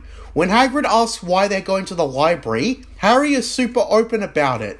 They're trying to figure out who Nicholas Flamel is. Hagrid, of course, refuses to tell them anything, as they go off to the library. It's stated that Harry knows he's read about Flamel somewhere, but cannot remember where. Of course, we know that in the book, it's the card he had on the train, and as mentioned earlier, the film had a deleted scene sharing this detail from the book. In the book, finding Flamel with limited information besides a relation to Dumbledore is incredibly difficult. He isn't mentioned in all the important books related to the Wizarding World, plus the fact that there's so many books in the library that it's going to be quite a hassle finding any reference to Flamel. The trio have their own tactics to finding a reference to Flamel. Hermione picks out different books of different topics, Ron picks out at random, and Harry tries to go over to the restricted section to find Flamel. However, that ends up being dead in the water because he needs a special pass from a teacher, which he'll never get. The restricted section is described as being accessible only to older students studying advanced defense against the dark arts stuff. The trio realize they have to keep their search for Nicholas Flamel a complete secret from Snape, and that means not telling any of the teachers about it,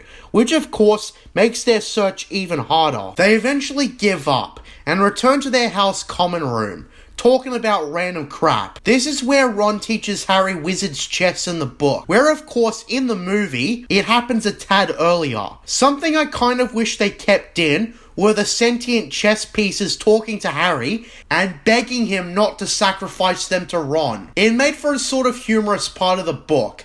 In the movie, Ron's pieces smash Harry's pieces, so basically chess pieces are a one-time thing, unless there's like a repairing spell. Afterwards, Harry gets into bed, not expecting any presents, but still expecting to have the best Christmas of his life. Now you can probably tell the movie cut out quite a bit of stuff. What they did include, like Wizard's chess, was nice. However, it wasn't the full extent of what the book showed, which was a disappointment. Anyways, in both the book and the movie, Harry wakes up on Christmas Day, and honestly, I kind of think the movie's version is better. In the book, Ron is still sleepy, whereas in the movie, he fully greets Harry to come downstairs, remarking that he's got presents. Harry is overly excited and goes down to open his presents. While they only showcase one on screen in the film, they absolutely chose the most important one in the lot. They go through all of his presents in the book. The first he opens is a wooden flute from Hagrid. The second is a 50p coin from his uncle and aunt. In case you're not familiar with British currency, that's £0.50. Even adjusted for inflation since the 90s, that's intentionally pathetic. And that's how little his surviving family cares about him. Also, the money is useless in the Wizarding World anyways. Harry in the book also gets a Weasley sweater from Ron's mother. Ron remarks how he mentioned to his mother about Harry not getting any presents, so she knitted him a sweater. As you'll see in the series, Ron's family cares for Harry like one of their own. I'm still going through the Chamber of Secrets audiobook, and I can confirm that, even if I'm not even halfway through the series. It's actually a dynamic I actually like, where every member of the Weasley family, minus Charlie because he lives in Romania, has some sort of relationship with Harry. Maybe also Bill, who's always in Egypt. Ron's like his best friend, but they almost interact like brothers by the time the second book happens. And Fred and George are basically like his older, immature brothers. I'm certainly getting the impression that despite their pure blood status in the Wizarding World, they are good people and have nothing against muggles. In fact, I'll talk about this more when it comes to Ron's dad, because to sum things up now, he's very curious about how the muggles operate, and asks Harry question after question. And you can tell that maybe he should take a trip to London and see for himself if he really wants to know. Yeah, the first book implies a lot of things alone that you can tell will be expanded upon later, like how the muggles and wizards interact, which is barely at all. Dumbledore in the book's prologue actually talks a bit about lemon drops, and how they are a certain muggle lolly that he's grown fond of. Alright, with all that commentary aside, after getting some chocolate frogs from Hermione, here comes the last present, which of course is the only one the movie shows. Before opening it, Harry gets a letter that says, and I quote, "Your father left this in my possession before he died. It was time it was returned to you." Use it well. Now in the book, Ron instantly recognizes the invisibility cloak and encourages Harry to try it on. And then the note falls out and Harry reads it. In the movie, Harry reads the note first, and Ron doesn't recognize the cloak until Harry tries it on. For some reason I prefer the movie version. Maybe it felt like there was more build up to the mysterious present. And also the mysterious note is presented better in the movie. So that's actually another point for the movie.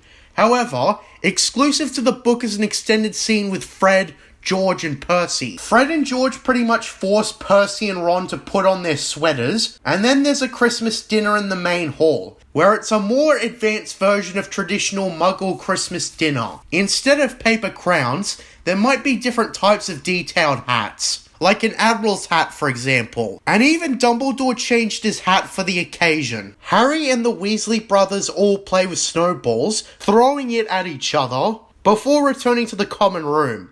And as night falls, Harry decides to use the invisibility cloak for the first time extensively. He realizes he can sneak around Hogwarts as much as he likes, and Filch and Mrs. Norris would never catch him. Also worth noting, only Ron knows about the invisibility cloak at this point. This is where the movie kicks back in, as it shows Harry going to the restricted section in the library at night.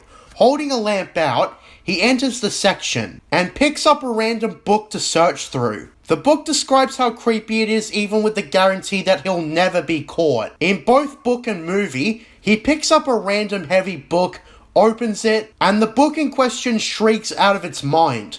The movie shows that the book is alive, and obviously doesn't like that Harry opened it. In both versions, Filch shows up. However, in the book, he narrowly rushes past Filch, while in the movie, he quietly sneaks past him. The result is the same, but I honestly prefer the film version again, because seeing Filch's creepy persona, looking for Harry and how he has to keep quiet.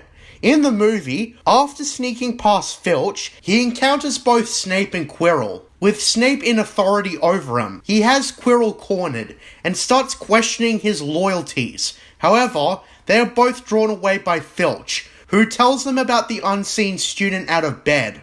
In the book, Quirrell is entirely absent, and it's just Filch and Snape looking for the invisible Harry. And it's actually a closer call in the book, because he has to narrowly sneak into a room without making any noise. He does manage to outrun them both, but in both versions, he comes across a room that appears to be a disused classroom, with only one notable item inside, an oversized mirror nearly as tall as the room. In the book, he sees multiple people in the mirror when he gets rid of the cloak. However, the movie only shows the super important part. Two figures, who he recognizes as his dead parents, based on how they look. First, a young woman appears, a woman who shares his eyes, followed by a young man, wearing glasses like he does. The book describes that despite his mother smiling in the mirror, she's also crying. Now let's give some brief backstory. These two are Lily and James Potter, and they're pretty accurate as described in the book. Lily is described as a woman with dark red hair, and sharing Harry's green eyes. Now obviously they changed details about Harry, but I could still see this woman as Harry's mother. And Harry's father? Oh boy, I especially bought it. James Potter looks a lot like his son does, wearing glasses like Harry does, and so on and so forth. The book does add on other members of the Potter family, but the main two of note are his parents. Of course, the movie only shows his parents, but the message got through. Watching the movie, this is Harry seeing his parents, and wishing he could have lived life with them alive. But of course, that will never be. Yeah, this is a pretty sad scene to watch movie-wise. They nailed this from the book. Anyways, Harry returns to the common room in both versions and wakes Ron up, wanting to show him the mirror. Although when they get there, and Ron stands in Harry's position where he saw his parents, Ron sees something else. He's Quidditch captain, and he's holding a trophy. Ron suggests to Harry that maybe this mirror tells the future. Although Harry's response tells the cold reality, how can it tell the future if his parents are already dead? The book adds a moment where they both want a chance to look in the mirror, and it starts an argument. and they're forced under the invisibility cloak when they make too much noise. They narrowly avoid Mrs. Norris, and upon returning to the common room, Ron has a bad feeling about the mirror, and discourages Harry from returning to it, but Harry wants to see his parents again, and so he returns to the mirror for a third time. The book also notes how Harry has started to lose interest in Nicholas Flamel. However, back to what both the book and movie show, Harry is sitting down, staring at the mirror, and this is where he comes across perhaps the most important man in Hogwarts, Albus Dumbledore. I have spoken about this character before in this review, but I wanted to talk more extensively about him. Albus Dumbledore was played by the late Richard Harris in the first 2 films, and for the rest, he was played by the late Michael Gambon. Richard Harris in particular passed away before the second film was released, and I haven't gotten far enough to critique Gambon, but I like Harris as Dumbledore. He gives off the same friendly and wise persona the book has. In the opening scene alone, Dumbledore's decision to leave Harry with the Dursleys was not short-sighted. He knows the Dursleys will treat him like shit, but also reasons that he must grow away from the fame in the wizarding world. He knows personally that Harry will come to Hogwarts when he's of age, and he wishes Harry good luck as an infant. I also like how he reminded Hagrid, who was upset, that this would not be the last time he would see Harry. Rather, he would see Harry again when he gets older. Dumbledore sort of serves as a mentor for Harry, starting with the scene with the mirror. In both versions, Harry is startled by Dumbledore, but he soon realizes he's not in trouble.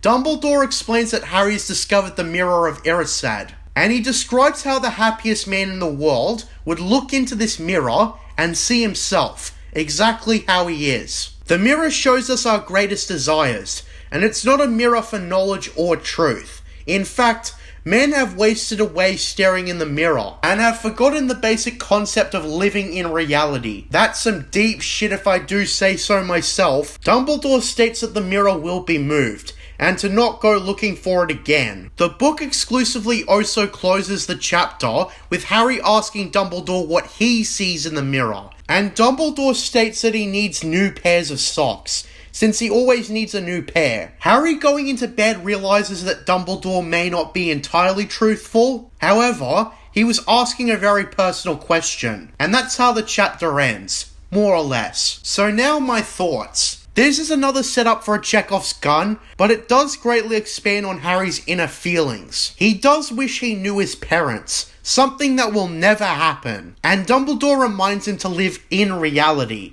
As I hear, death is a heavy theme in the series. As a basic concept, it is pretty complex to think about. Most people fear death because of the unknown factor of what happens after one dies. Is there an afterlife? Is there anything? Are you born from nothing and die as nothing? Only living or being conscious once is a scary thought. And a kid's book like Harry Potter getting this philosophical is incredibly overwhelming. Even for a 20-year-old like me. I don't know. This is a testament to the extreme relatability and inspiration this story had on millions. Even if you did see the movie only. Because Chris Columbus and the team brought it to life. Dumbledore's first proper conversation with Harry is well done, and I'm completely satisfied with what they did with this part of the story, whether it be the original author or the film adapters. So I like this chapter, and the truth is, we've got a shitload more to go with this novel. In fact, in the audiobook, we've got 2 hours and 40 minutes left with the chapter, and the next chapter is titled Nicholas Flamel. The movie has an exclusive scene that doesn't directly relate to any of the chapter, of Harry carrying Hedwig on his arm and letting her fly off. The significance of this? I don't know, but by the time we cut away again, it stops snowing. And as such, the movie cuts a lot of stuff from the book. So let's talk about what the sequence of this book entails. After being convinced not to go looking for the mirror of Erised again, Harry starts to experience nightmares. Although his one good distraction is Quidditch practice. As it turns out, they're playing Hufflepuff this time, which is like a rare time Hufflepuff comes into the story actually, but the caveat is Snape is going to be the referee. No! Yeah, Snape. Oliver Wood warns that they have to play exceptionally, because Snape will be looking for any excuse to dock points from Gryffindor. He doesn't like either house, but as Gryffindor is standing up to Slytherin in the House Cup now, Snape probably won't mind kicking them back down the ladder. After practice is over, Harry goes over to Ron and Hermione in the common room, in which they're both playing chess, which is like the only thing Hermione would lose at. Neville comes in with the locker leg curse inflicted on him by Malfoy, and after Hermione uncurses him, we see that Neville's quite a pushover. He doesn't want to report Malfoy to Professor McGonagall, because he doesn't want more trouble. Harry does try to make him feel better by giving him a chocolate frog, and reminding him of the fact that the Sorting Hat put him in Gryffindor, a house dedicated to honor and bravery, and he must be a Gryffindor when it counts, and be better than Malfoy, who is in the treacherous Slytherin. Ironically, this whole interaction gives him a lead on Nicholas Flamel, as Neville gives him the wizarding card from the chocolate frog, and it's the Dumbledore card, in which Harry reminds himself of the first time he ever saw Flamel's name. He reads out the card to Ron and Hermione, how Dumbledore is known for alchemy with his partner Flamel, and they get all excited. Hermione leaves and comes back with a book related to alchemy, and that's where they get more information. Apparently, Nicholas Flamel is the only known creator of the Philosopher's Stone, a powerful object that is said to turn metal into gold, and also creates the elixir of life. Flamel, as of the writing of this book, has celebrated his 665th birthday, and he's lived with his wife Peronelle for centuries. Yeah, so that's a lot to take in.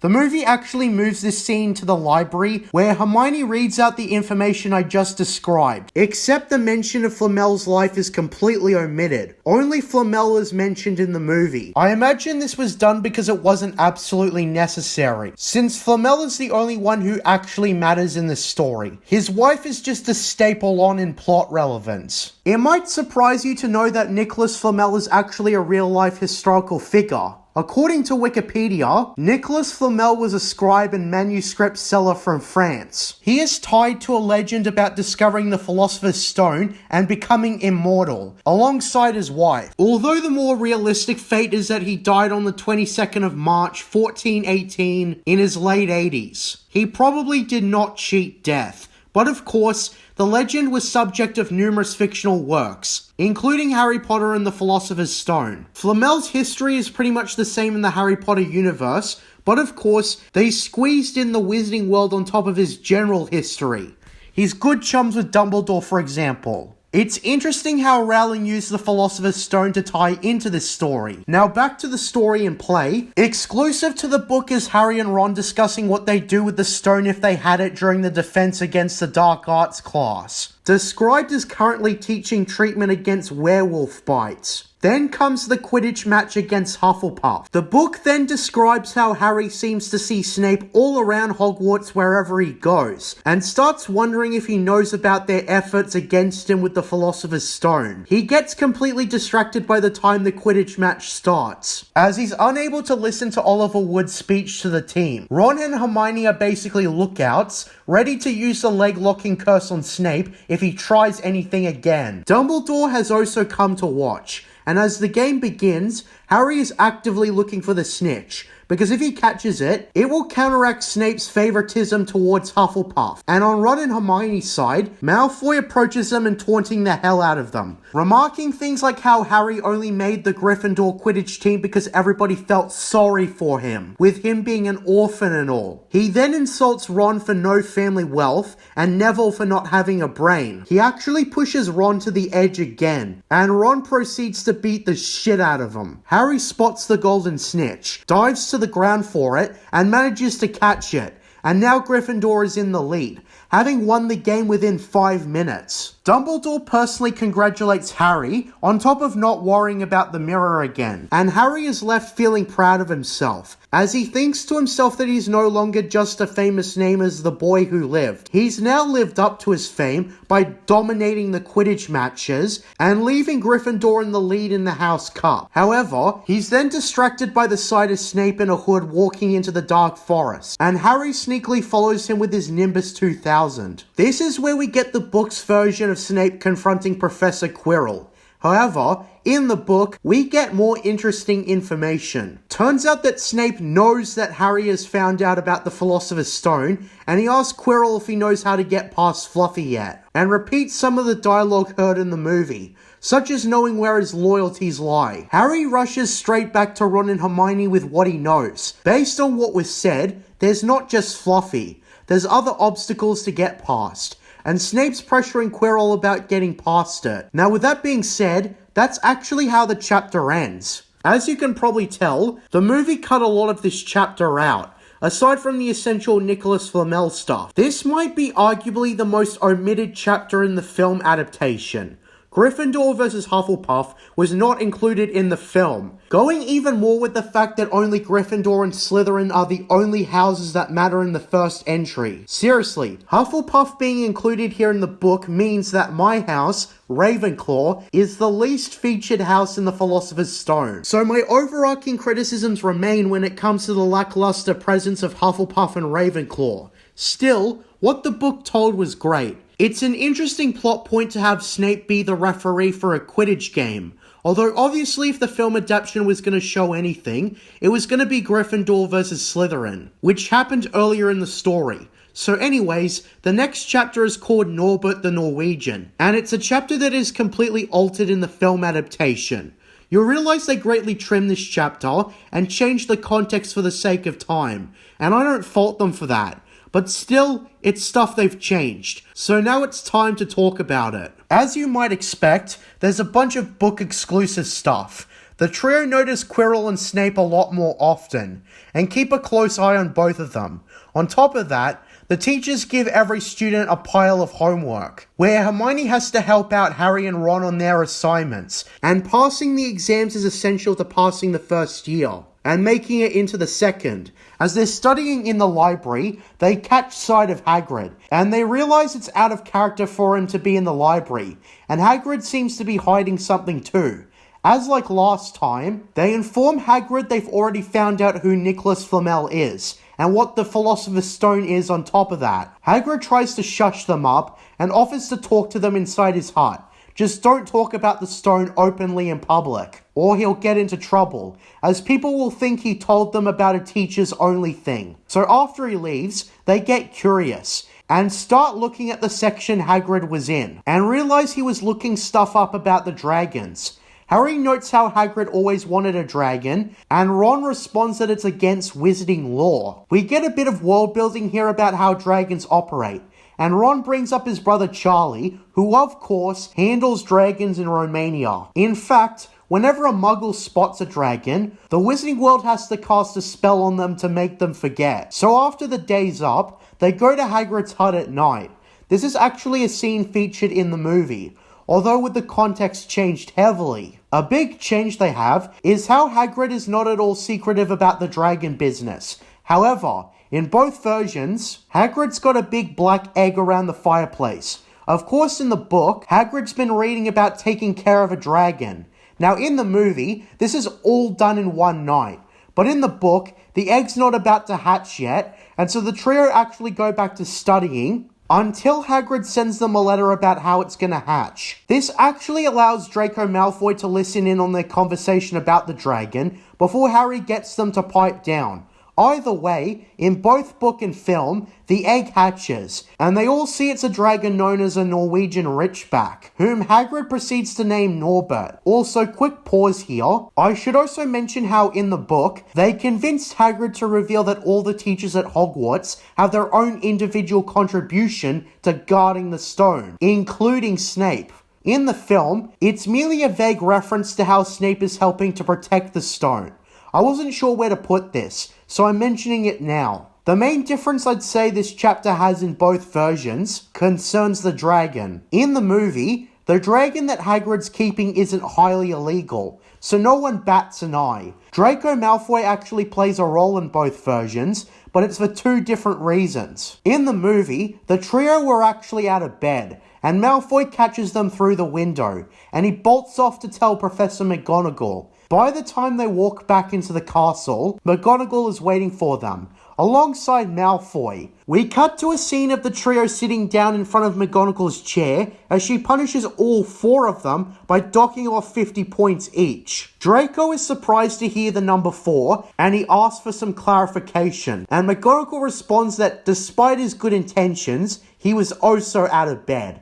Thereby, she is also docking 50 points off Slytherin and sending them all to detention. Yeah, so Gryffindor is losing 150 points. It really sucks in the movie, but it actually sucks even harder in the book. But we're getting ahead of ourselves. This is how the movie plays to events to get to this point. In the novel, it's actually one of the biggest differences featured in both versions of the story. It might actually be bigger than the Midnight Duel chapter. This chapter is actually dedicated to the fact that Hagrid foolishly bred an illegal dragon, and now they've got to get rid of it. In order for Hagrid to keep his job, Malfoy sees the dragon through the window after hearing about it earlier, and he bolts away. This is actually where they're forced to smuggle the dragon out of Hogwarts. Ron realizes that his brother Charlie can save the day by getting some of his guys to take the dragon away, given he's got the actual credentials, and they could all save Hagrid's job. The chapter actually progresses a week from this point, to which the dragon grows to 3 times the size it was. Hagrid reluctantly agrees to give up Norbert, and they send an owl to Charlie.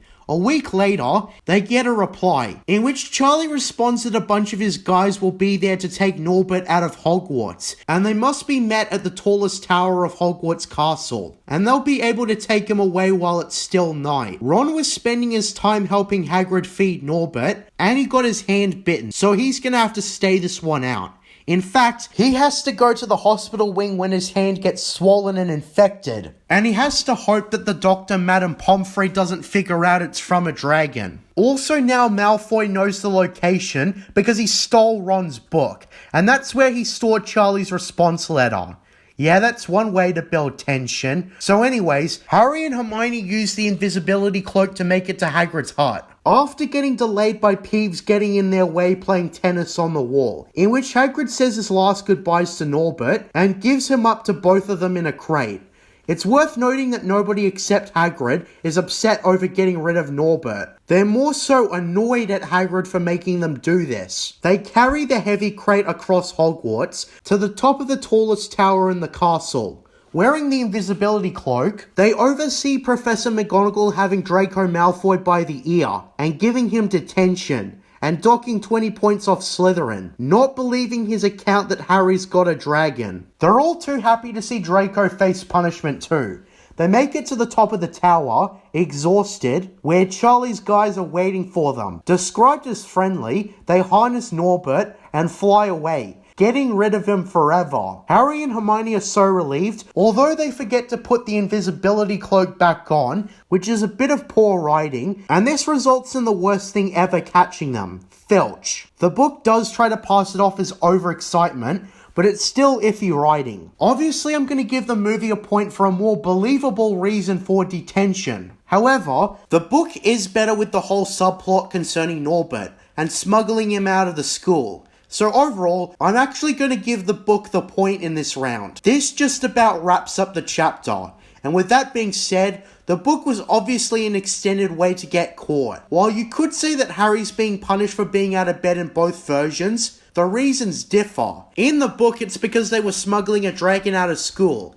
In the movie, it's because they went out after hours to visit Hagrid. This is perhaps the biggest difference in the story I can actually think of, and luckily, it's an inconsequential change. Aside from the change that dragons aren't illegal in the film continuity, Norbert I'd say is also pretty accurate to what's described in the book. So overall, this sequence of the chapter was pretty good. I suppose Norbert in the book is a bit of a sidetrack to the main story, but it doesn't feel like a waste of time. And it does lead to an important plot point as we'll soon get to. You can see, however, why the movie heavily abridged this part. I'm not sure why they still included the dragon, but I suppose it was because they wanted to build on Hagrid's character. Anyways, we move on to chapter 15, The Forbidden Forest. And keep in mind, I'm still going to call it the Dark Forest because it's shorter. The book shows a version of what the movie showed with Professor McGonagall. She is furious, and as it turns out, Neville got caught in the middle of all of this. He tried to warn Harry, hearing about the dragon's story too, and got caught just like they did. Now, as I said, Professor McGonagall doesn't believe Draco's story about the dragon, but she's still punishing all of them for being out of bed. Just like the movie, she's docking 50 points off Gryffindor. And you can tell that she really didn't want to, but she's a stickler for school rules. Apparently, Malfoy only docked 20 points off Slytherin, as mentioned in the previous chapter, and there's no indication if it was changed to 50. Now, this is where I have to give a point to the book. In the movie, the consequences of losing 150 points for Gryffindor and a certain scene after the climax which we'll get to. In the book, we get all the context in the world, and it's something where you realize how shitty it is that Harry, Hermione, and Neville did Gryffindor dirty. Aside from replacing Neville with Ron in the movie as well, it's a bad situation for Harry to be in, especially in the book. Aside from getting the invisibility cloak back, he goes to sleep, imagining the reaction from other Gryffindors when they realize they're now in last place. And yes, they're all now in last place. That's how much damage 150 points lost got Gryffindor. Now you're imagining that losing Gryffindor all these points would result in such a significant loss of reputation, right?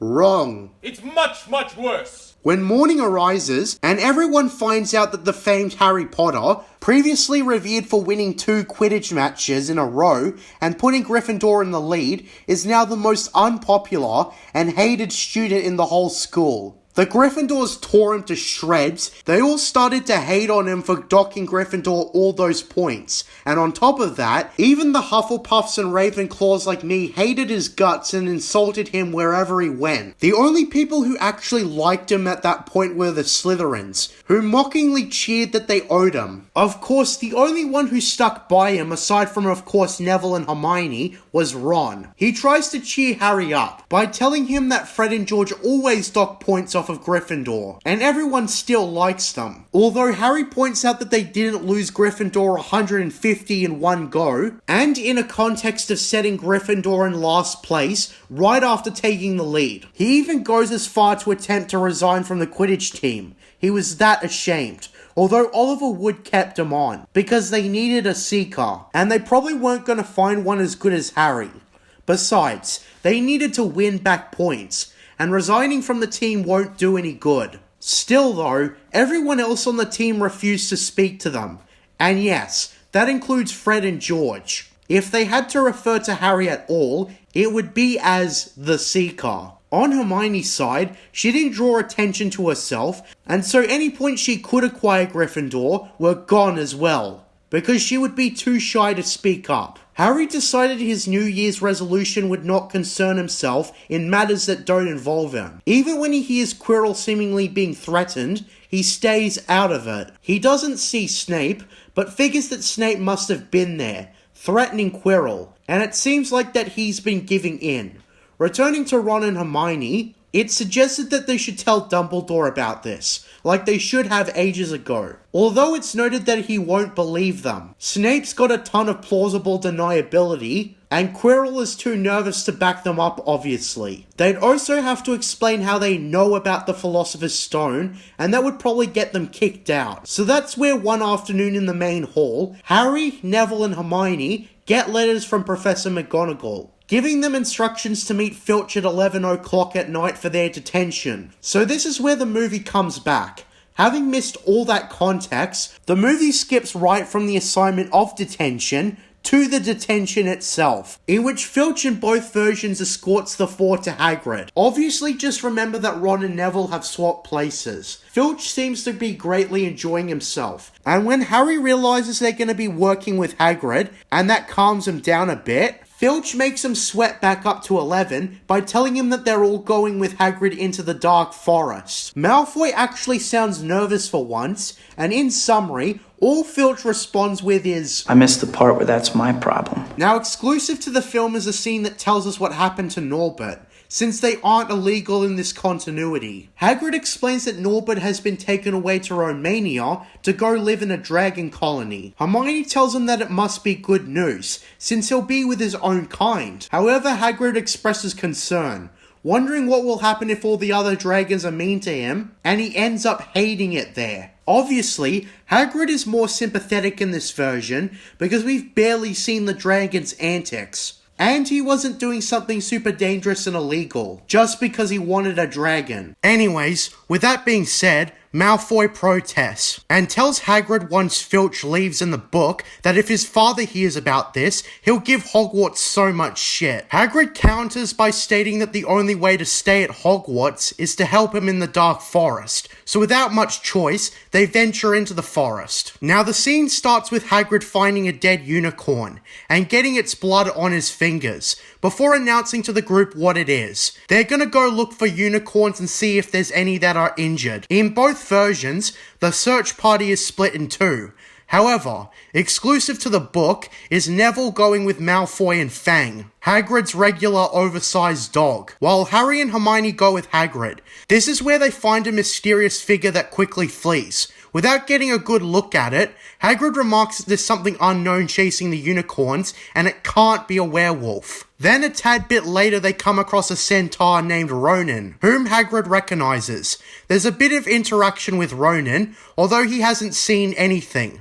A second centaur shows up, Bane, who gives the same vague answer as Ronan. They're both fixated on the night sky, and Hagrid gives up asking them. It's stated by Hagrid as they're walking away that centaurs usually live in the Dark Forest, although they mostly keep to themselves. Suddenly, a red spark goes off from across the forest, and Hagrid leaves Harry and Hermione to go help Malfoy and Neville. That's where the two alone discuss how bad they feel for Neville, how it's their fault he's in this mess. Upon the group returning, it turns out it was a false alarm. Malfoy scared Neville, who sent up the spark, and wasted everyone's time. Hagrid then proceeds to get everyone to switch positions. Harry will now go with Malfoy and Fang, while Neville goes with Hagrid and Hermione. Now, in the movie, this is the group that's shown. In both book and film, Harry and Malfoy walk along with Fang, and neither of them are looking to make friends. Eventually, they come across the worst sight possible, a robed figure next to a dead unicorn, drinking its blood. And upon looking up, Malfoy and Fang bolt, with Harry left behind frozen in fear. The mysterious figure slowly approaches Harry, and Harry actually gets a pain on his forehead, and it weakens him. Before he's done for, a centaur shows up to save the day, confronting the cloaked figure, who flees. Now this centaur is named Firenze. I noticed immediately that Firenze is the Italian name for the city of Florence. What an interesting connection. In the movie, Hagrid and friends show up around this time, and that's how the sequence ends in the movie. In the book though, now we've still got 7 minutes left of the chapter in the audiobook before the chapter closes. Harry is carried by Firenze, in which they meet up with Ronan and Bane. Ronan and Bane are completely obsessed with the alignment of the planets, and Harry, along with the audience, has no idea what's going on. As Firenze is out looking for Hagrid, he doesn't answer Harry's questions. He, however, has his own question to ask Harry. This question is also in the movie. However, they're still at the spot of the dead unicorn where the cloaked figure fled. The question Harry is asked is if he knows what unicorn blood does. After Harry says he doesn't know, Firenze explains that drinking unicorn blood is a terrible crime on top of killing one, but it prevents one from dying. You can use it to save yourself at the brink of death. However, you will be cursed, so only the desperate would drink from unicorn blood. Harry slowly realized that Voldemort must be the one who is drinking the blood, until he can find a new body with the Philosopher's Stone, as Firenze alludes to the stone during his explanation. They've got the last piece of the puzzle, Snape stealing the stone not for himself, but to revive Voldemort. This is around in the book where Hagrid and friends find Harry and Firenze, and like in the movie, Firenze leaves, wishing Harry good luck. In both versions, upon returning to the common room, Harry talks extensively to both Ron and Hermione about what he knows. Snape is working for Voldemort. If Voldemort returns, that's bad news. However, Hermione does say that as long as Dumbledore's around, Voldemort can't hurt him. So with that being said, that's the close to chapter 15. That's one hell of a way to introduce readers or watchers to the Dark Forest. In the movie especially, they had the advantage. And also ironically, having to cut stuff from the book gave it a tighter pace, as getting straight to the point with the cloaked figure drinking the unicorn blood and Firenze showing up greatly assisted the pacing. Ironically, I think they chose the best stuff to include from the book. They knew they were under time constraints, and they chose what to cut out and what not to remove or abridge. The cloaked figure was a highlight, and upon first seeing him, there's that sense of the unknown. It's only after that you realize that it's Voldemort that the cold reality sinks in. It's actually worse than the creature in the woods. So yeah, I can't be that hard on the film version at all, as they adapted this chapter really well, aside from the stuff they were forced to cut. Still, this was a perfectly presented abridged version of this chapter from the book, so this is where we get to the climax, the closing 2 chapters of the book. Chapter 16 is titled Through the Trapdoor, and the book describes how Harry is stressed out and expects Voldemort to come by and attack him any second now. It's getting warmer at Hogwarts, and Harry's still got a constant pain on his forehead where his scar is. Harry and friends are all busy with exams as the year is about to close. All the teachers, including Flitwick, McGonagall, and Snape, give them more demanding work, and they're all working hard on everything. Then it wraps up their exams, and they can breathe a sigh of relief. Although Harry is still concerned, the pain in his forehead is consistent, and he feels like there's something he's forgotten to do. In both the book and film, Harry, in perhaps one of his most clever cases of piecing things together, realizes that it's odd that someone had a dragon egg in their pocket, and they just happened to come across Hagrid. The book also has the added detail of dragons being illegal, so they rush straight to Hagrid to ask him questions about the guy who gave him the dragon egg.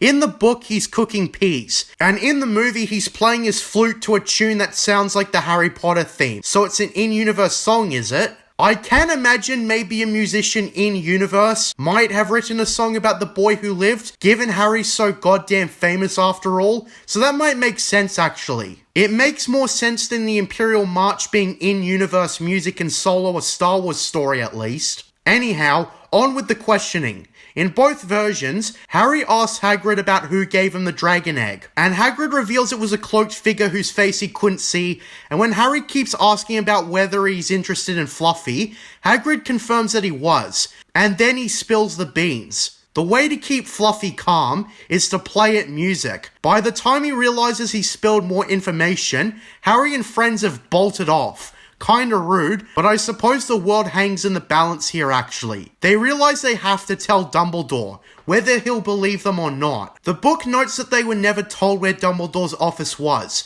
so they go straight to their head of house, Professor McGonagall instead. Well, actually in the book, McGonagall finds them wandering around. Point is though, they demand to see Dumbledore at once. However, McGonagall states that he left a mere 10 minutes ago because of an urgent notice from the Ministry of Magic. He's travelling to London as a matter of fact. So they're all too little too late. Harry reveals that this is all about the Philosopher's Stone, in which Professor McGonagall is shocked, with the book describing how it wasn't something she expected to hear. However, in both versions, she simply states that the stone is very well guarded, and no one can get to it.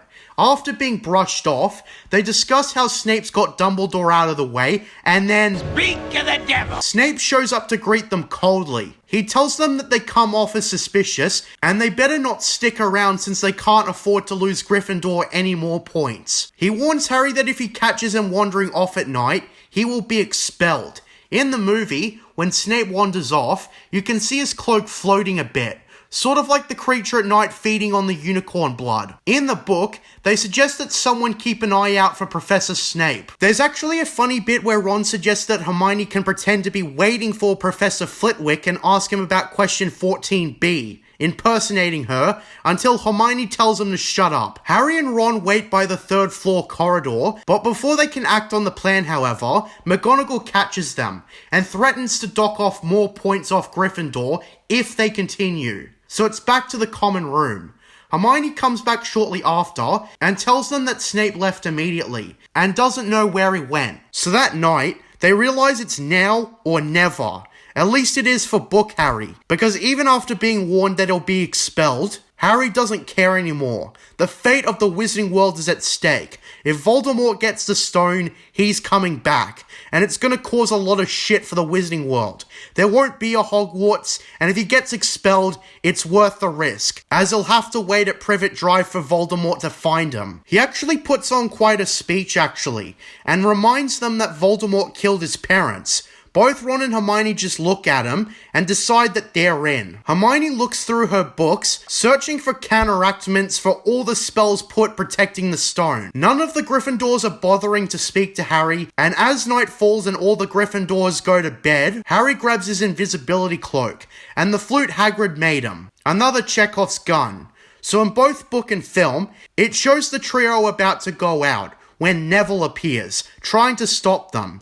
He opts to fight them, and says that he won't let them dock off Gryffindor more points, especially how in the book continuity, he got into trouble. This is where Hermione apologizes and puts a freezing spell on him. Petrificus Totalis. That freezes Neville in place, and he falls to the floor, as the trio walk past him. So yeah, the book has them sneak past Mrs. Norris and then Peeves, in which Harry in the cloak impersonates the Bloody Baron to scare Peeves off. So back to both versions, in which they enter a room with the trap door, the book noting that it was already open, and Harry doesn't have the flute in the movie. So they changed this scene a bit by having the harp Snape left behind still playing, in which Harry and friends move the dog's paws on the trap door. In the book, Harry has to consistently keep playing. He quickly passes the flute to Hermione as he suggests to go down the trapdoor first, there being pure blackness down below. He informs the pair to go straight to Hedwig and contact Dumbledore if they don't hear back from him. In the movie, they're all forced to jump down the trapdoor as the harp stops playing. Point is,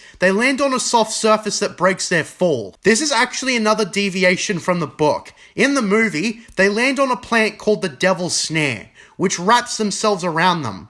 Although Hermione remembers that if you keep calm, you'll sink down and be fine. Harry follows suit, but Ron just keeps panicking and doesn't listen because he's stupid. And Hermione has to use a sunlight spell on the snare to make it lose grip of Ron. So yeah, it's sort of questionable writing that the solution is to keep calm. In the book, they also come across the Devil's Snare, except there's no such solution. Hermione merely escapes the plant's grasp before it entangles her, and saves Ron and Harry by using the same flame spell she used on Snape. Yeah, so the spell is different too. Point is, both Harry and Ron are saved, and they proceed to the next area.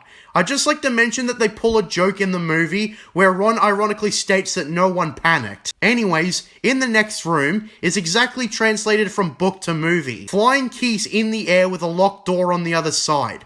Luckily there's a broom around, presumably Snape's that they can use to search across the keys. In the book, they actually have 3 brooms to use, where in the movie, they only have 1. In the book, they strategize getting the key, where Harry catches it and uses it on the door. In the movie, he with the soul broom catches the key and throws it to Hermione, who unlocks the door, and then Harry comes rushing through the door on the broom as the other 2 close it. Alright, with that being said, we then get a gigantic chess set in both versions, and this is perhaps my favourite part.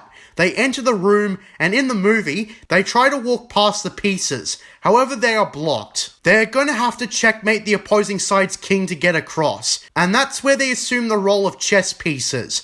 And Ron, being the master chess player that he is, carefully considers his moves. Since the opposing chessboard is white, they move first. The black team, aka Ron and friends, then go for their moves. And both Harry and Hermione put their faith in Ron that he's perfect at this game. It's actually pretty well adapted from the book, with the white pieces smashing the black pieces without mercy. That's where Ron has his moment, where he decides to let himself on the knight be taken, in order for Harry and Hermione to checkmate the white king. He reasons that in chess, you have to make sacrifices, and so he moves his knight forward, and the queen takes it, knocking him off. However, Harry checkmates the king and wins the game. In the book, the king takes off its crown and throws it to Harry's feet. But in the movie, the king drops its swords.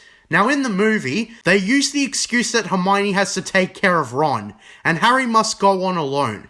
But of course, you might have realized that the book still has more to show us before they confront Snape. In the book, Harry and Hermione have to make it past a gigantic troll, far larger than the one they faced earlier in the book. They actually managed to make it past alright, with no trouble since it's already unconscious. And then comes the final obstacle, a table with 7 bottles standing on it. Purple flames emit through the door they just entered, with black flames to the door they have to enter.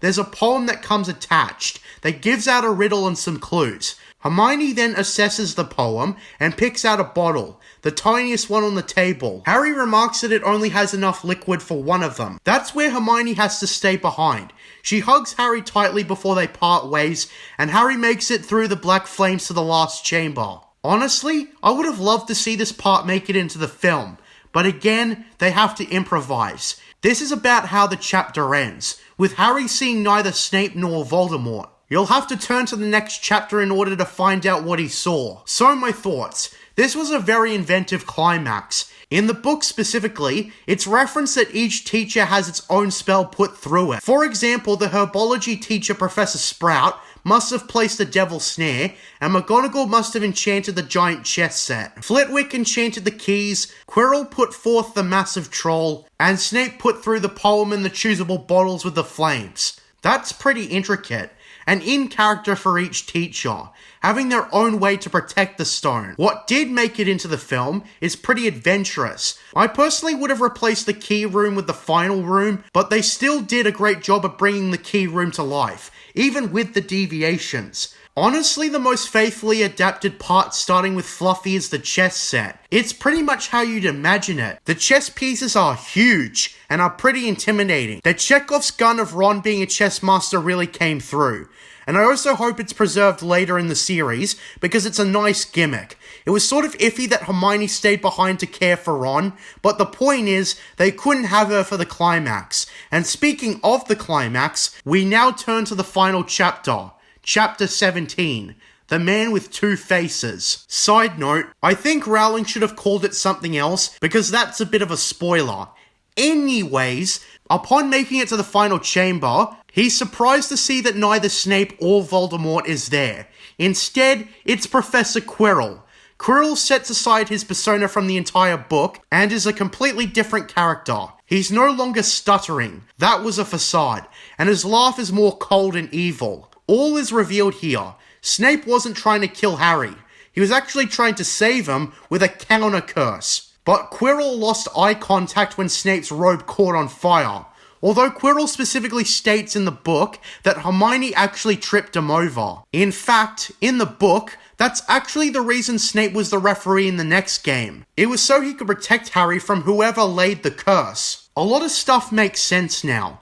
Snape was suspicious of Quirrell based on what he was saying, not that he was trying to get the stone himself. He also let the troll out, and Snape was able to stop him, although not without Fluffy biting his leg. In regards to this twist, I'd say it's better executed in the movie. It contextualizes pretty much everything, while in the movie, there's obviously not as much context. The twist is preserved in the movie, and you obviously implicate Snape as being the sort who would steal the stone. To be honest, it would be a disappointment if Snape was the one trying to steal the stone, because then we miss out on Alan Rickman for 7 more movies. Anyways, in the book, Harry is tied up via a spell, and that's where he notices Quirrell near the Mirror of Erised.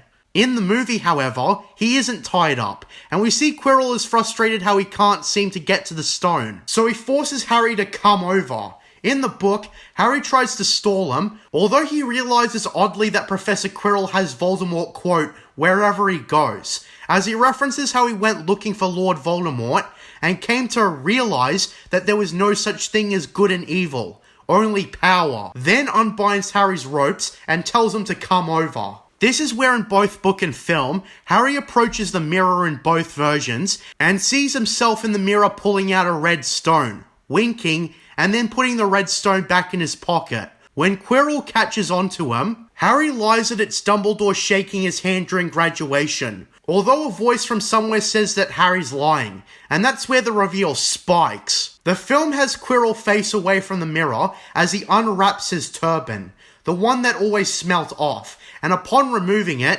there's another face on the back. It's pretty much as described in the book. Red eyes, chalky white skin, and slits for nostrils. This is Voldemort, who demands Harry give up the stone in his pocket. The dialogue I'd say is 70% accurate to the film. Voldemort does say unique things in the book, such as how his parents begged him for mercy, and upon Harry calling him a liar, Voldemort admits that his parents did indeed die bravely. He killed his father first, then his mother.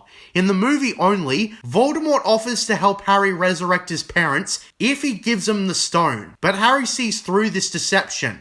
In fact, when it's clear that Harry ain't given Voldemort squat, Voldemort demands Quirrell kill him. And an interesting change from book to movie is how only Harry's hand harms Quirrell in the movie. In the book, Quirrell actually burns himself touching Harry's neck, and that's how he's ultimately defeated. Harry in both versions touches Quirrell, who starts burning, and there he's eventually killed. In the book, Harry falls unconscious as he's doing this, but in the movie, he actually retains consciousness, but is knocked out as the ghost of Voldemort bursts through him and out of the castle. Thankfully, they don't have a cheesy, "I'll be back, Harry Potter" thing, as Voldemort says nothing, although Harry is knocked out. I'm not sure which version I prefer, although if I had to think about it, I'd say I'd give the movie a point for bringing this scene to life. The movie had the obvious advantage anyways. However, with that being said, Harry is knocked out in both versions. He wakes up in the hospital wing to the side of Albus Dumbledore. In the movie, Harry is much more calmed and relaxed, albeit concerned. However, in both versions, Dumbledore catches him up to speed on what happened. Harry's got a load of sweets from his friends and admirers, indicating that his reputation may have been somewhat restored after ruining it. Anyways, Harry's been knocked out cold for 3 days. In the book, Dumbledore actually arrived in time to pull Quirrell off Harry. In both versions, in regards to the stone, it has been destroyed. Turns out that Dumbledore and Nicholas Flamel had a little chat, and decided it was for the best. Harry points out that it does mean that Flamel will die, and Dumbledore affirms yes, he will. He still has enough elixir to keep himself going to prepare for it, but otherwise he's screwed. In the movie, Dumbledore says this sadly. However, a detail the book has is that Nicholas Flamel and his wife Perenelle also had a discussion about this and decided that death is merely the next great adventure after life, and now they're ready to embrace it. In the book, Harry is also encouraged by Dumbledore to keep calling Voldemort how he is, and that fear of a name only increases the fear of the thing itself. Harry goes on to ask him all sorts of follow-up questions, like why Voldemort tried to kill him, in which Dumbledore tells him that he will know one day, but not today. However, the movie elaborates on why Quirrell couldn't touch him, and that's because Harry was already touched by his mother's love before she died. She ultimately protected him, and Quirrell being greedy, selfish, and ambitious, with Voldemort attached to his head, it was a recipe for disaster. We then get 2 book-exclusive answers to Harry's questions. The first being who sent the invisibility cloak. It was Dumbledore himself. And the question after that, if Snape hates him so much, why did he try to save him? And Dumbledore's answer is incredibly interesting. He states that Snape and James Potter never got along at Hogwarts. However, James at one point saved Snape's life, and that made Snape incredibly angry, as he now feels like he's in James Potter's debt, which is why he goes out of his way to save Harry. It's basically paying back a debt posthumously. It does show that Snape does have some honor, if he's going to save Harry multiple times to break even with James beyond the grave. I mean, it's interesting how saving Harry's life wasn't a one-time thing, but rather something Snape tries to do on a constant basis. Perhaps he feels like without James Potter around, he won't be able to alleviate the debt he owes him. It's an interesting implication that's made. After that, Harry asks Dumbledore in both versions how he got the stone when Quirrell couldn't, and Dumbledore reveals that he set forth a spell that only someone who specifically wanted to find the stone, but not use it, could get it. That way, someone like Voldemort couldn't get it so easily. That's the last question before Dumbledore leaves, and in the book, Ron and Hermione visit Harry for 5 minutes in the hospital wing. He catches them up to speed on what happened in the last chamber, and then a discussion about Dumbledore, and what he said about Flamel dying. In the movie, the equivalent of this scene has Harry out of bed, seeing Hermione and Ron on the balcony, and greeting them. There's also a visit from Hagrid in the book before the Great Feast. He cries over his clumsy mistake, much to Harry's attempts to cheer him up.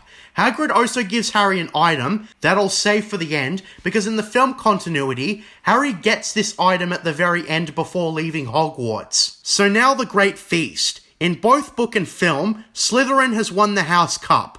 In the context of the book, for the 7th year in a row. The Slytherins cheer at winning the House Cup again, and Dumbledore congratulates them. Until he mentions that given recent events, that some last minute points must be handed out. He first awards Ron Weasley 50 points for the best chess match won at Hogwarts in years. He then awards Hermione Granger 50 points for her wits. Although in the book, it's specifically for figuring out the riddle in the last room before the final chamber. He then rewards Harry Potter 60 points for his courage in everything that happened. Everyone counting up based on the points the book described would realize they're tied with Slytherin.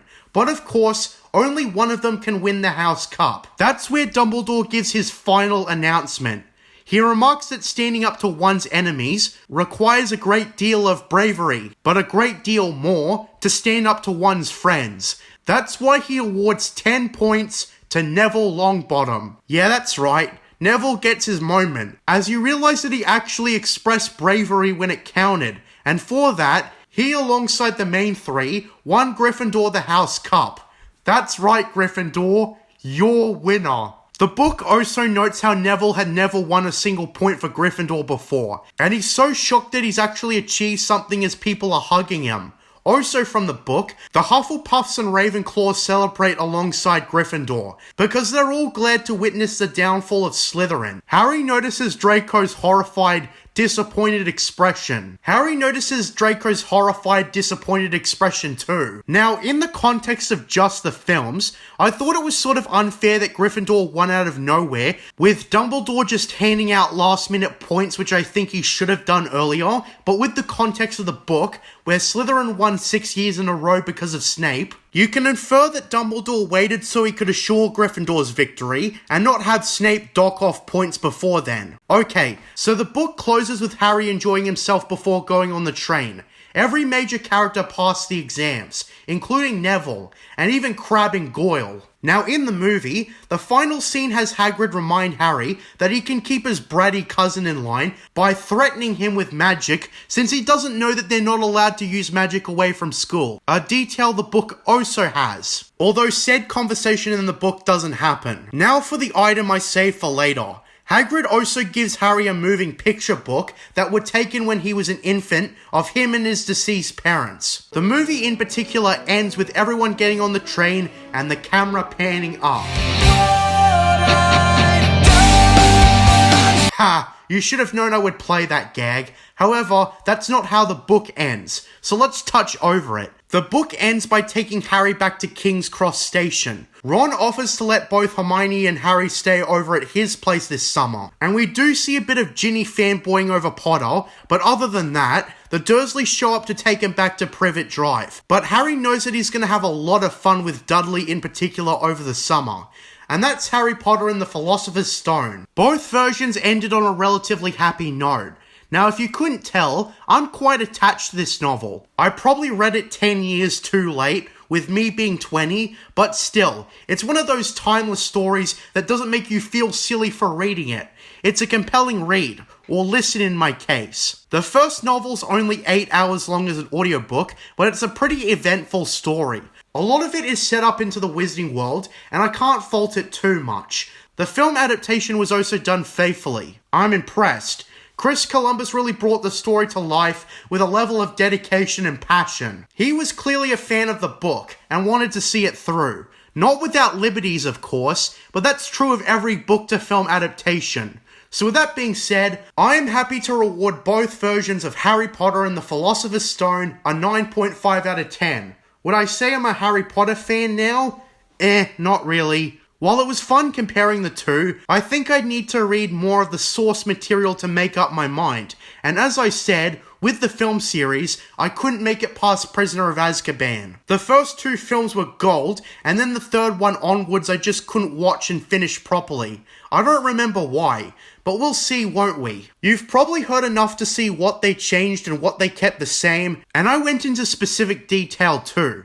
Needless to say that the film is a great adaptation. It brought the story and characters to life while abridging it wisely. I also imagine my comparison will also be harder as we progress to the Prisoner of Azkaban, as I hear that's where they start changing stuff. And also the fact that the Goblet of Fire onwards are damn long as novels, with the Order of the Phoenix being the longest as a matter of fact. I'll be interested to see where the story goes, since I only have a general idea beyond the basics. Perhaps by giving the later films a chance, I might see something in them that I haven't before. Alright, so with that being said, I'm JJ Plagiarisms, and until next time, what are spells but mystery potions? Under the mountain.